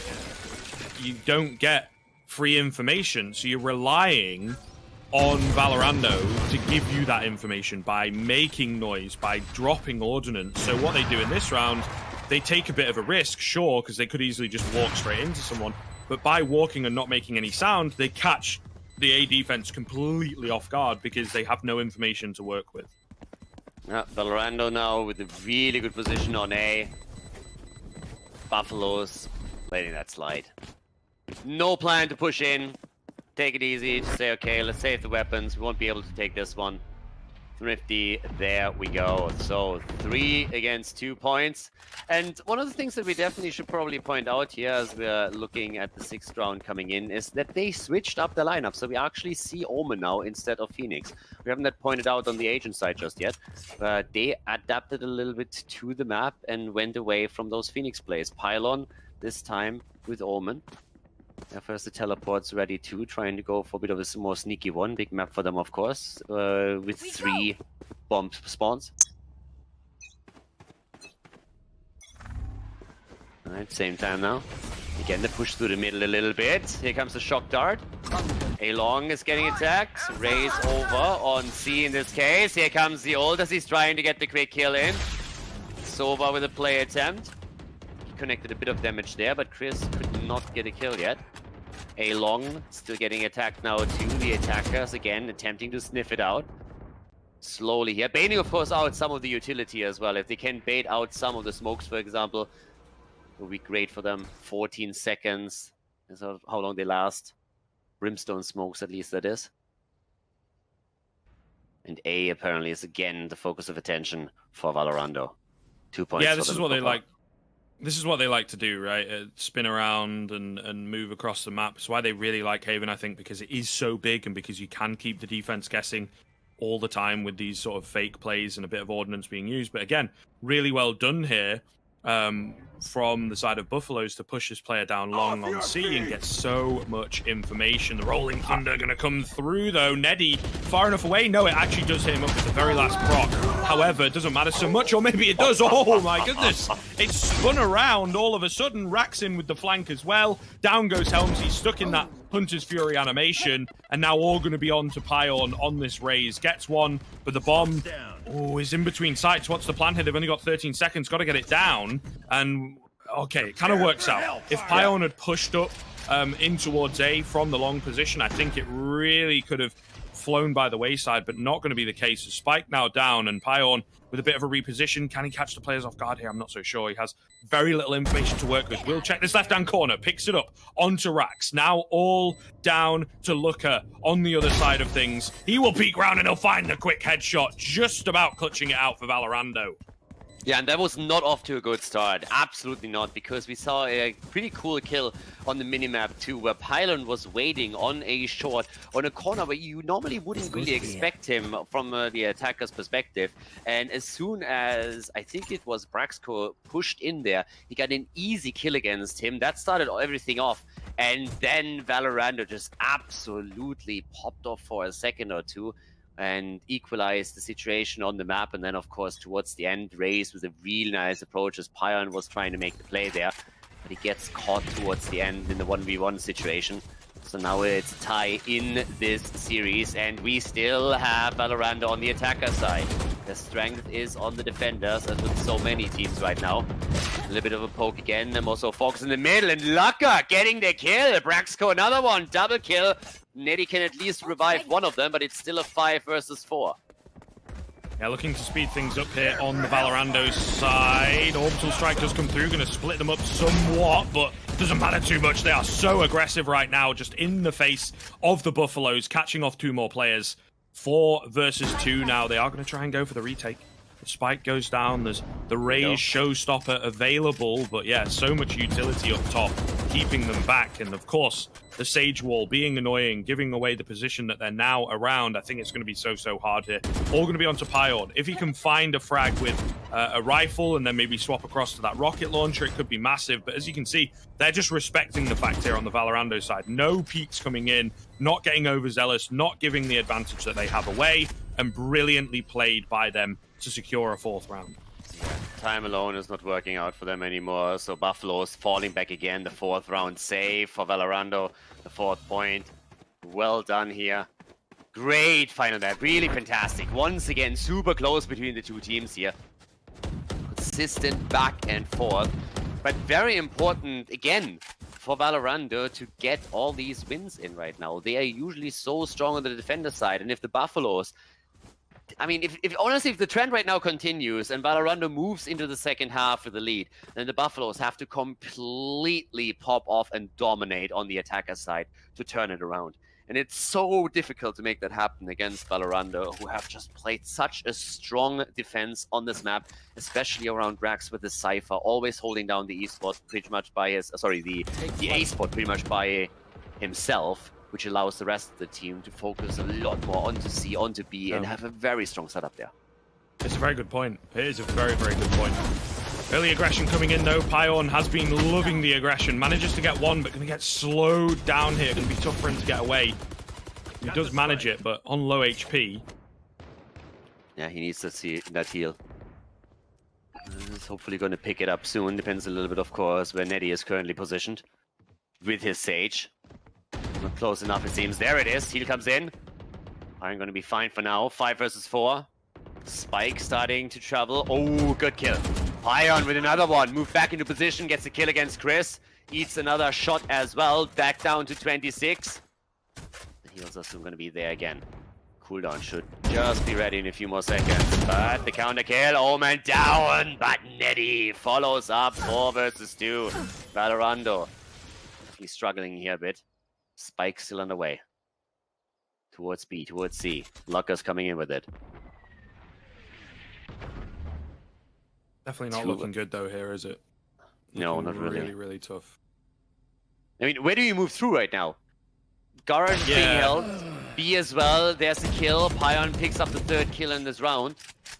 And now we have Brimstone as the last one standing. Lucker at least gets a kill in. He has the time for the plant. The plant alone securing them the extra credits. Everybody funneling through spawn. Which is exactly what he was expecting. Gets the kill. Great angle. Lucker trying to come in from behind. Uses the smoke to his advantage for a moment. But Netty isn't fooled. Takes him down. He can go for the defuse. But again, 300 additional credits for each member of the team thanks to the spike plant. Already worth it. Good play by him here. Getting the extra kill was pretty much all that he could realistically get. But very good. Very nice strike from him.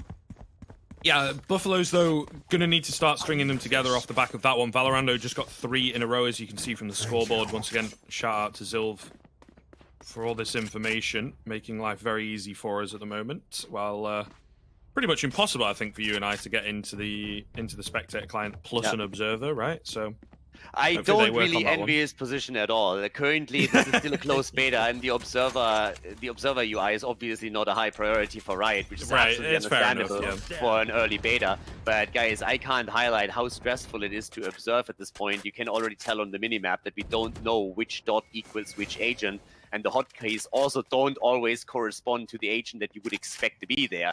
So it sounds very easy that you have to click a couple of buttons, but believe me, having tried to observe quite a few games myself by now, it is currently a nightmare. We are all waiting for a big new patch coming through that makes the observer phase a little bit more, well, gives us a bit more information, has more resources for the casters, but also makes the life of the observer himself a bit easier. Yeah, so big shout out to Sil for sure. Yeah. Okay, so during that action, we saw a kill come through from the Omen, then the Res here on the side of Valorando. Like I said, it's very important for Buffaloes to start stringing some rounds together. We've seen how proficient Valorando are on their defense, so going to need to get a few more rounds, but Chris has got other ideas. The orbital strike going to come through as well to stop those rotations from B. C-bomb site secured, Spike going to go down easily enough, and a 5 versus 3 retake for the Buffaloes. Not looking easy at all. Yeah, currently this series is tied again, but this seems to be the lead for Valorando in this 9th round of the first half. Moving, and as you can tell, it's all about the save again. It's really what I love currently. The players are willing to risk. We've seen incredible plays on map 1, map 2, so they know that they have the individual talent to really just pop off, get a double, maybe even a triple. But if there's no real need, if they're not really forced to go for something yet, then they oftentimes just play it safe, fall back. There's a lot of line right now. This is the last map. Any mistake that you make is going to be maybe even your last one. Ursta, on the other hand, gets the kill against Chris. He himself is getting eliminated too. There's the follow-up. Netty goes down as well. Let's be honest, doesn't get any better than that when we're talking about Valorant winning the round here. And we're actually going to jump into a quick replay as well, to give you guys a bit of an idea what happened here. Yeah, pretty big round from Chris, particularly. Once again, abusing this fact that it's very difficult for the Buffaloes side to find information without sticking their head out and risking it getting taken off, right? So what happens in that round? Chris walks up long, gets himself a nice position in, and finds two relatively easy frags. So again, abusing the fact that there's no information coming in, and it's a real problem for Buffaloes. And defenders not with a full buy on all sides. So they're a little bit split right now. We had a full buy for, I think, 2 players, but on the other hand, one of them just walking around with a pistol right now. Definitely something where you can get a kill and maybe sneak or steal the weapon away. But there is an advantage for Valorando now. And at this point, Braxco comes in, takes Pylon down. Omen just not able to make a dent in this attack. This aggression that we're seeing from Valorando, at least not up to this point. But Valorando is really riding that momentum train hard. All right, moving in again. This time on C, slowly rotating over there. There's still 1 defender on A. 2 guarding C, as the position is slowly getting pushed. Bit of a staring battle that we have also at the double doors in the middle. I suppose this is the way that they adapt on the Buffaloes side, right? Because they don't have the information, they opt instead to put more people on towards C. However, the rolling thunder going to be a nice distraction. Neddy is caught in between a rock and a hard place, so he will get taken down. This is so good from Valorando on the adaptation. I think they have really realized how they can abuse the fact that we can draw some attention to A with some early action and then slowly rotate across to C, and they have no idea because they don't have a deep camera C long. They don't have one even in mid that highlights that there's no one mid. They're left guessing a lot of the time on the Buffalo side of things, particularly, as we've talked about with Haven, when their defense is spread so thin. When they lose that opening pick, it becomes very difficult. Yeah, and now we have a quite substantial lead actually for Valorando because they look at it at 6 points against 4. There's not enough resources for everybody on the side of the defenders to go for a full buy. You can already see that Neddy actually goes into a judge right now. So he is actually willing to play the close quarter fight here. Outside of that, it's a double sheriff, a frenzy, and I think a stinger was the last one that came in here. So they don't have a lot of resources. They got good weaponry. If Valorando overextends a little bit and rushes in too quickly, then that can backfire. But if they play the slow, long game that we've seen from them now time and time again, then they should have the upper hand in this round. So the Buffaloes better be ready for a hell of an attack in the second half, or they're going to have trouble taking this one over the time. All right, here we go. Bursting in as they will try and catch them off guard on C once again. Ion will manage to find one. Oh, Showstopper just denied. That could have been huge. A key frag picked up by Looker. Talking about Showstopper, right? Yeah, literally. Stopping the show before it even started. So, yep. There we have Chris with the kill against Helmsy, but that could have been big. If that ult goes through, if Raze is able to get that rocket launcher and play, that could have been a double kill maybe even. Usta on the other hand, nice! Gets the kill against Lucker, but he gets taken. 1v1 situation, and Braxco takes down Pylon as Omen pretty much didn't have a lot of hit points left. But you gotta give some credit where credit is due. Given the weaponry that they had, it wasn't too bad by the Buffaloes. They lose the round, but they also take down a lot of the agents on the attacker side, so that makes them dig deep into their pockets for additional guns and give some additional money over to the Buffaloes themselves. So now, more or less a full buy ready for them. Pile the last one to pick up weaponry, 6,100 credits, so an easy one goes for Vandal and the armor. But this one is the last round. Last round in the first half. 7-4, that's the lead. This could be an important win for the Buffaloes to maybe bring it back on the attacker side. Nowhere to run! Oh, okay. Hunter's Fury popped across the map. And although Sova shouts out nowhere to run, it seems there's quite a few areas to run because no one taking any damage. Nice start lineup for sure from Chris, but I think at this point it's becoming quite telegraphed. It's floating all the way through the air. They know exactly where it lands. He's used it quite a few times. Oh, look at this though. The creep in from Ooster, able to catch off Looker, and Braxco taken down as well. A huge solo play in the middle will eventually get dealt with, but it leaves Valorando in a tough spot. It definitely does. 4 versus 3 situation now, trying to just wallbang this one. But that's a good one. Again, this would be an important win. It's going to be tough enough to go up against Valorando on the defender side in the second half, so Buffalo's better put another point onto the board now before the switch, or it's going to be super rough. Netty is now coming in, takes down Chris. But it honestly leaves us with an interesting point too, because we talked... Ooh, Pylon. Hello, sir. Yeah, there it is. 5th point. We're going to take a big look at the replay as we're getting ready for the switch, of course. Yeah, Usta with a triple kill over here. We got a couple of really spicy rounds coming in. I mean, this one was also a nice one, but towards the end it was Brimstone making the play. As we can see here, moves around the corner, gets it. Lucker with a round secured for the team, and this here on the final one. A nice early start for the defenders with that double kill here. But coming back to the point that I wanted to make before that, you talked when we were in between games a little bit about what happens when Netty doesn't just turn on the God mode, right? And by no means has he played a bad game here on the 3rd map.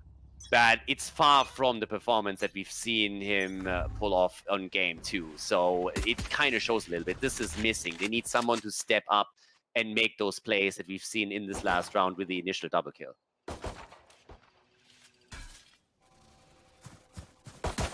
Up middle then, nice and quiet. However, the info comes in off the back of the recon bolt. Braxco will take down Pyorn. And now an advantage for Valorando early on into this first half of their defensive side. Looking pretty good. Rax, of course, showing us all those neat little camera angles. They're happy to leave him on A, at least in the early portions of the round. And the Buffaloes hit a bit of a brick wall here. They're not quite sure where to go. And this is exactly what we've seen now time and time again. Rax, he just dominates that A short spot. He's honestly the king of that little mini dungeon over there, and every single time someone tries to pick in against him, they just die a painful death eventually. Valorando is super strong on Haven on the defender side. The Buffaloes have to break through that. They really need to find an opening here, but at least in this first round to set things up, they are struggling. 3 versus 5, they need a kill, they need it quickly. They don't have a lot of time here. Comes in the side. Spike is moving into. They need to plant that one down, trying to secure themselves those extra credits. There's the channel. Pylon takes Lucker down. That was an important kill for sure. Spike is also on the ground, so that's at least a few credits secured. 3 versus 4 now. Waiting for the pushing here. I like the camera. Netty! Whoa! Just when we talked about him! Oh, he gets the hit to the head, but oh my god, like, you can never count him out. Like, never. Just to talk about him a second, and he comes in with a triple kill and nearly turns it around. Just look at that action from him. He lines them up. It's like shooting fish in a barrel for him at this point. Brutal. Yeah, it's such a shame they don't win that round. That could have been absolutely massive if he'd have pulled it off. Thank goodness the rest of the team are not quite on the same level, for sure. But one for the highlight reel, as I always say. Unfortunately, however, it is Valorando to be picking up the pistol and getting off to a nice, strong start into the second half. They're up against the Sheriffs again. Buffaloes, they like to go for these Sheriff buys. They've got to make good use of it. It's a nice 1-for-1 in at middle, but like I say, got to get the spike plant at the very least. Maybe a couple more kills as well, because it's more expensive than they realize, I think. And that 1-for-1 was a really positive trade for Valorant 2. They took Netty down. That's the first step to victory. They identified the problem. Trade a 1-for-1, sacrifice one of your players for Netty, and you are in a good spot there. The key to winning the game for the Buffaloes? Simple. Clone Netty and then go for gold. No, but all jokes aside, 4 versus 4 situation. And Chris coming in with a double. Helmsy down, and Pyorn also eliminated. 8 points to 5 in favor of Valorando, and they are working on number 9 as we speak. It's once again Cypher over at A, holding it down, but look at that. Oh my god, Usta with a double kill. The Sheriff is in town, baby. That's massive. That is massive. It's given them a good chance, like I say, at least to get the spike down and that damage I was talking about. Maybe the round alongside him, and no, Braxco's got other ideas. Quick flick across to find Pylon, securing the round, sealing the deal. Just going to wait here, I think, on the defuse to find some stronger weaponry, maybe. And, okay, I thought they were going to swap across the ult point, but no, they want Braxco to have his Rolling Thunder. I guess because he is a little closer to it as well, after just picking up 2 very spicy frags. These guys are not showing any mercy, are they? Every single time we are doubting for just a moment if, well, maybe finally we see the Buffaloes with another point. We have one of their players step up, get a double, get a triple kill, and then just before they can clutch the round, Valorando turns up the heat and takes them apart and locks it in again. That happened now 2-3 rounds in a row. At this point, we have 9 points against 5. Another 3 for the defenders, and they take it all home. They would take the first place here and secure themselves the title, the victory in this tournament. And once again, where do the attackers go this time? They're playing it extremely close to home. There's the aggressive push-out that we're seeing from Valorando. Defenders a bit more aggressive, and they get the kill against Netty again. And now they got them in the corner. This is going to be rough. Catching him off time and time again, it's not great. I think the issue is he's trying to play aggressive. He's trying to be that front man, and it's just not working out at all. Valorando have really hit their groove here towards the tail end of the first half and into the second half. It seems to continue, and on a bit of a bonus buy as well. It's dangerous territory if the Buffaloes are not able to get a foot in the door. Yes, definitely true. And Rax is holding A. Still on A, still on A, still on looking down A short. There's one on long. They're playing it a bit slow. Valorando doesn't make the mistake after the 2 kills that they just got to just rush out and try to eliminate the rest of them. They know they have the better position right now. They got time on their side too, so they're playing it slow. Pylon on the other hand, he gets the kill against Braxco. That was an important one to bring it back.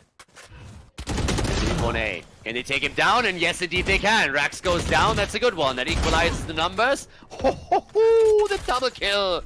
Helmsy coming in. 2v2. There comes the orbital strike. And the kill as Chris comes around the corner to take Helmsy apart. Omen, the last man standing. Spike has been planted, he gets a kill, takes Chris down, still has a little bit of armor left, has the hit points too. Only Brimstone is there. Plays it slow, both of them. Time's ticking though, that might just be the point for the Buffaloes. Starting to look a little bit better for them. Plays around time, smokes are down. Trying to go for the defuse. Needs to go in, and he gets the clutch kill, that's the triple. He takes Lucker down, and that's point number 6. For the Buffaloes. Nicely done here. Very well played towards the end there, especially considering that they started this with 2 deaths on their end. Yeah, it's definitely what they needed as well, right? They needed someone to step up. Bit of an individual player is going to spur everyone forwards. Really nicely done to just play the bomb patiently and then go for that spray down at the end. Really, really good stuff from Pylon. And like I say, a big round that they needed to win. Buffalo's getting a bit of wind under their sails and also forcing the economy into a bad spot here for Valorando. So it might just be another round that they're able to secure. Exactly. This is the easy one that you have to pick up now. Valorando obviously still invested a little bit into pistols here and a shotty in close quarter. Let's say double doors, for example. If you move around them without double checking, he can easily take you down. But this is a round that Buffaloes need to win if they want to clutch out that 3rd map and take the match. They go for C this time. All of them. No exception. Everybody lined up here. Just waiting for the go, waiting for the move. Bit of a check, of course. Chris is the one holding it. Yeah, there he comes. He sees everybody. Can't do anything about it, though. Smokes are coming in. Shock dart is out. He gets an initial kill, but gets taken down too. Lucker comes in with a shot. He takes Helmsy down. 4v2 situation in favor of Valorando, but Pylon through the smoke takes Lucker down. All even Stevens then. There's a few weapons dropped at the top end of C there. Some damage coming in onto the Omen. Goes down. That's the spike. That's actually massive, and they've split up here on the attacking side of things. I have the spike. Barrier orb will come through. Spike is recovered, but a man advantage nonetheless for Valorando on the weak buy. Absolutely massive. Nice flank coming in from Booster. Gets one. Almost a second. Kane saving the day. Definitely a tough spray down there for Rax. All going to be down to Neddy now, of course. 10 seconds left to get the bomb plant in. He will, I think, just about, maybe. I'm not sure. He got his pistol out, which I think slows you down. I think just about got it in. Definitely close, though. Definitely close, and going to be a tough one for him. Doesn't have a lot of time to move into a decent position. Going to try and get advanced here in towards yellow. They're both so very close. Going to be hard for him. Gets one, but nice trade from Rax, and Valorando straight back on the board. Yeah, they get another one. Takes 4 seconds to plant down the spike. Takes 7 seconds to defuse it. He just had enough time there. But definitely losing the spike carrier was the big problem for them. It also forced Sage to go straight in with the wall. If he doesn't have to use the utility there to safely recover the spike, then he has a chance to wall off towards spawn. So that would be great for them. But unfortunately, that didn't came through.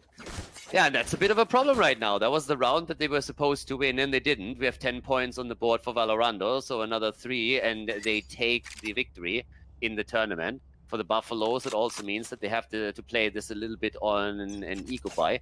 Only Spectres that we see in play. One single Vandal, that's all that they got here. They decided to not go for a full eco round. So they at least invest a little bit and try to make the best out of the situation that they're in. It will be tough, though. It's not going to be easy here for them. They need to win another 7 maps if they want to take it.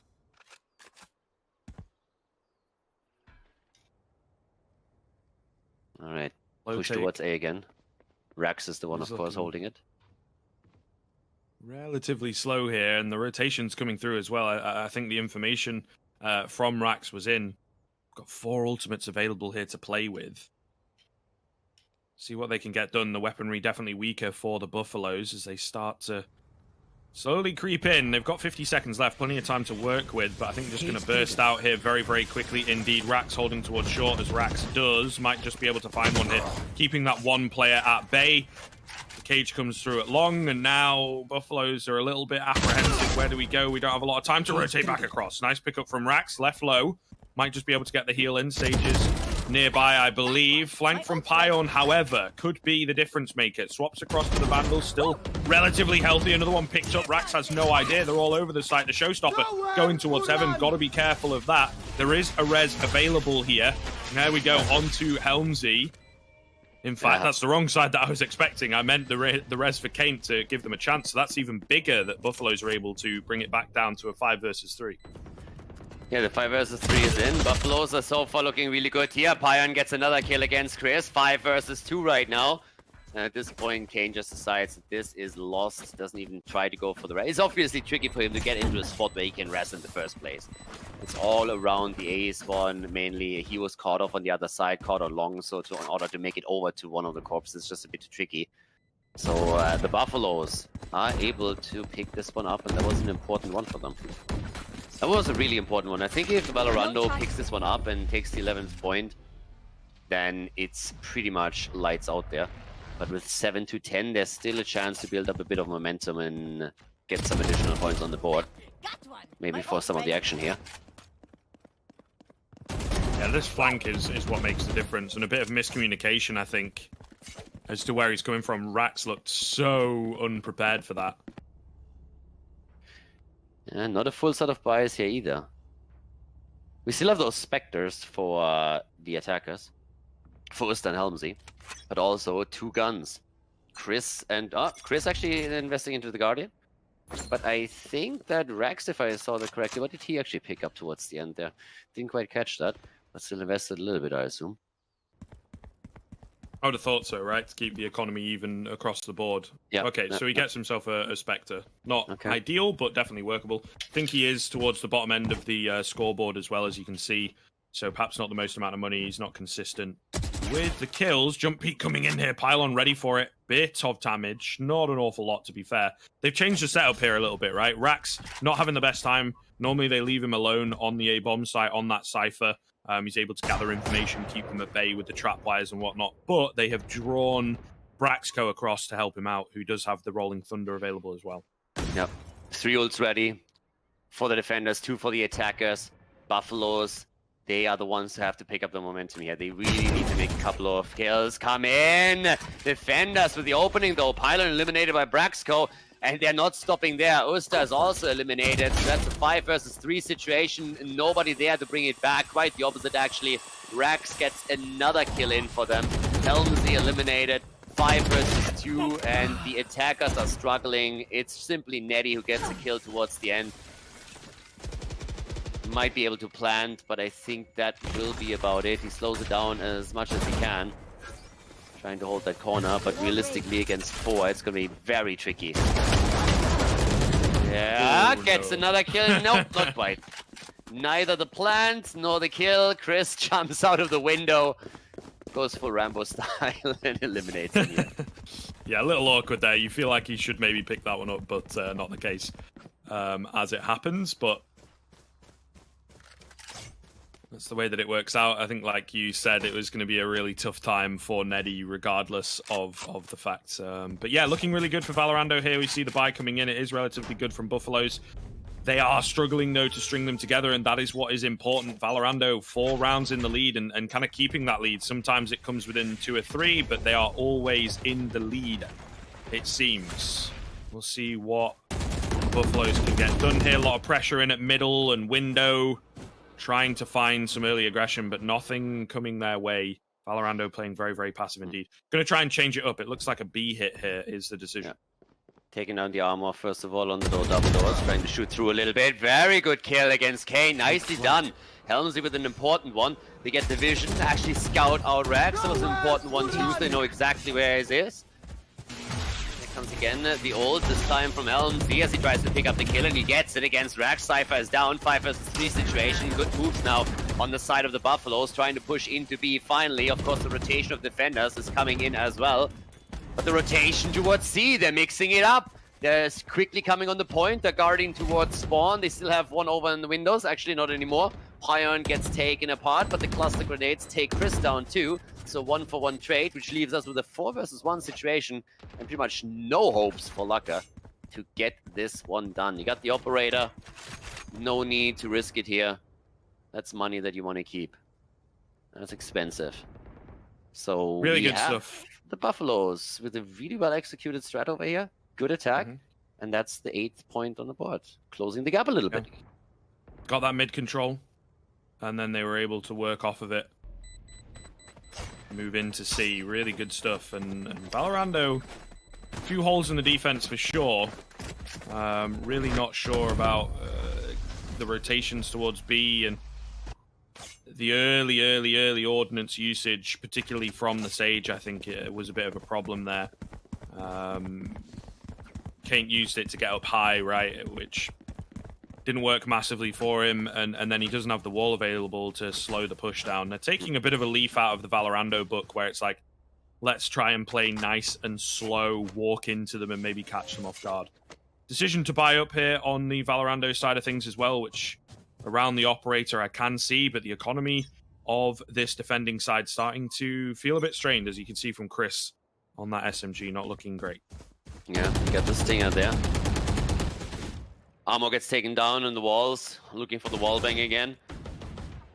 Kudos to the Buffaloes. I mean, credit where credit is due. Every single time you feel that Valorando is walking away with a game, they come in with another win, right? So they just keep the points. They keep in range where you always feel if they build up a bit of momentum here, if they force another eco round, that's maybe another win or two that they need to just close the gap completely. And that's exactly what we're looking at. They're moving towards B again, which is more or less open, but the rotation from the side is already coming in. It's going to get spicy here any second. The plant will be ready. There's the wall. They're trying to break through it. Spike is planted. That's a bit of money already on the line. There's the kills, and they both explode. Double kill on each side.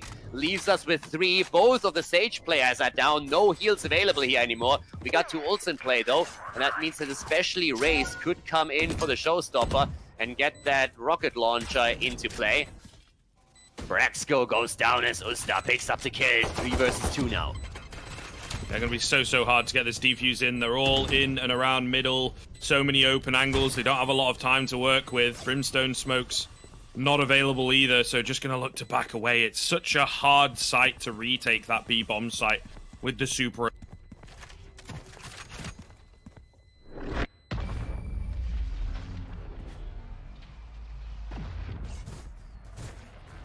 way more interesting than what's happening over there, but still.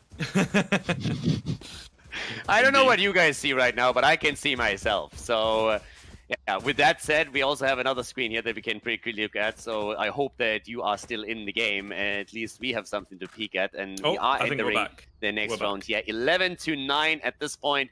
Braxco with 19 kills, Pion with exactly the same amount here. And the defenders are forced into buying, well, a Sheriff. Not really a whole lot, if we're honest about it. I mean, there's a Stinger in play, there's a Frenzy, so they don't have a lot. They have a Vandal, they have an AWP, but that's already about it. So this is a really good opportunity for the Buffaloes to pick up another point and really close this in. Oh, nice pickup coming in from Neddy quite early on into this round over at C. Looker getting aggressive. They're trying to find the isolated player at B, but it's not really working out too well. Looks like the C bomb site going to fall 5 versus 3, so Buffaloes Skriv probably most likely going to bring it within 1. What's happening here? Buffaloes, all of a sudden, it really looked like they were falling apart, like Valorando would walk away with this and really get that momentum. But the team that usually excels on the defense to such an extent is having huge problems here. Buffaloes are coming in with another big plant on C. They have a 5 versus 3 situation going for themselves. This is obviously a round where Valorando couldn't really buy a lot, but they didn't get a kill. They don't have a lot of momentum going for themselves. They try and save a bit of the weaponry that they have. But the Buffaloes are completely obliterating this. Chris finally with the kill here. But this is going to be 11 against 10 on the scoreboard. Very impressive. Yeah, coming all the way down to the wire in our final map of the Grand Final. So definitely going to be tough to call who the victor should be, and some of these little decisions here, there, and everywhere are going to make all the difference. Kate might be able to catch a couple on the exit here. I mean, they're all around that corner, and they do hear him coming, so not the case. But Chris saving that Vandal across, relatively big.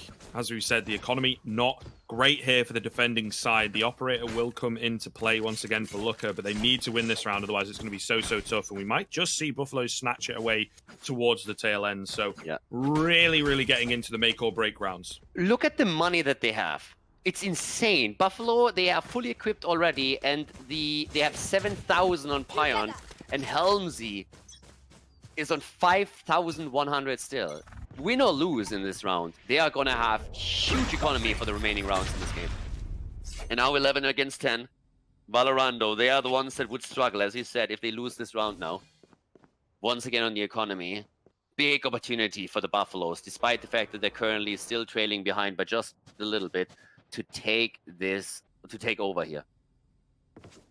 Ooh. I'm not going to lie. I thought this one was in the back. But Valorando coming in. Okay, there's the old double ult actually into the corner. Ooh. And Helmsy. Oh my god. Chris, first of all, like a god, getting a double kill. Regardless of the situation. Braxco with a double gets taken out too. A 2v3 though. What the hell is happening? Great play coming in from Chris. Absolutely massive. And the trades just coming in towards the end. Braxco as well. Oh my goodness, stepping up massively in a round that they needed, and such a good decision from Chris, I think. A split-second kind of decision there.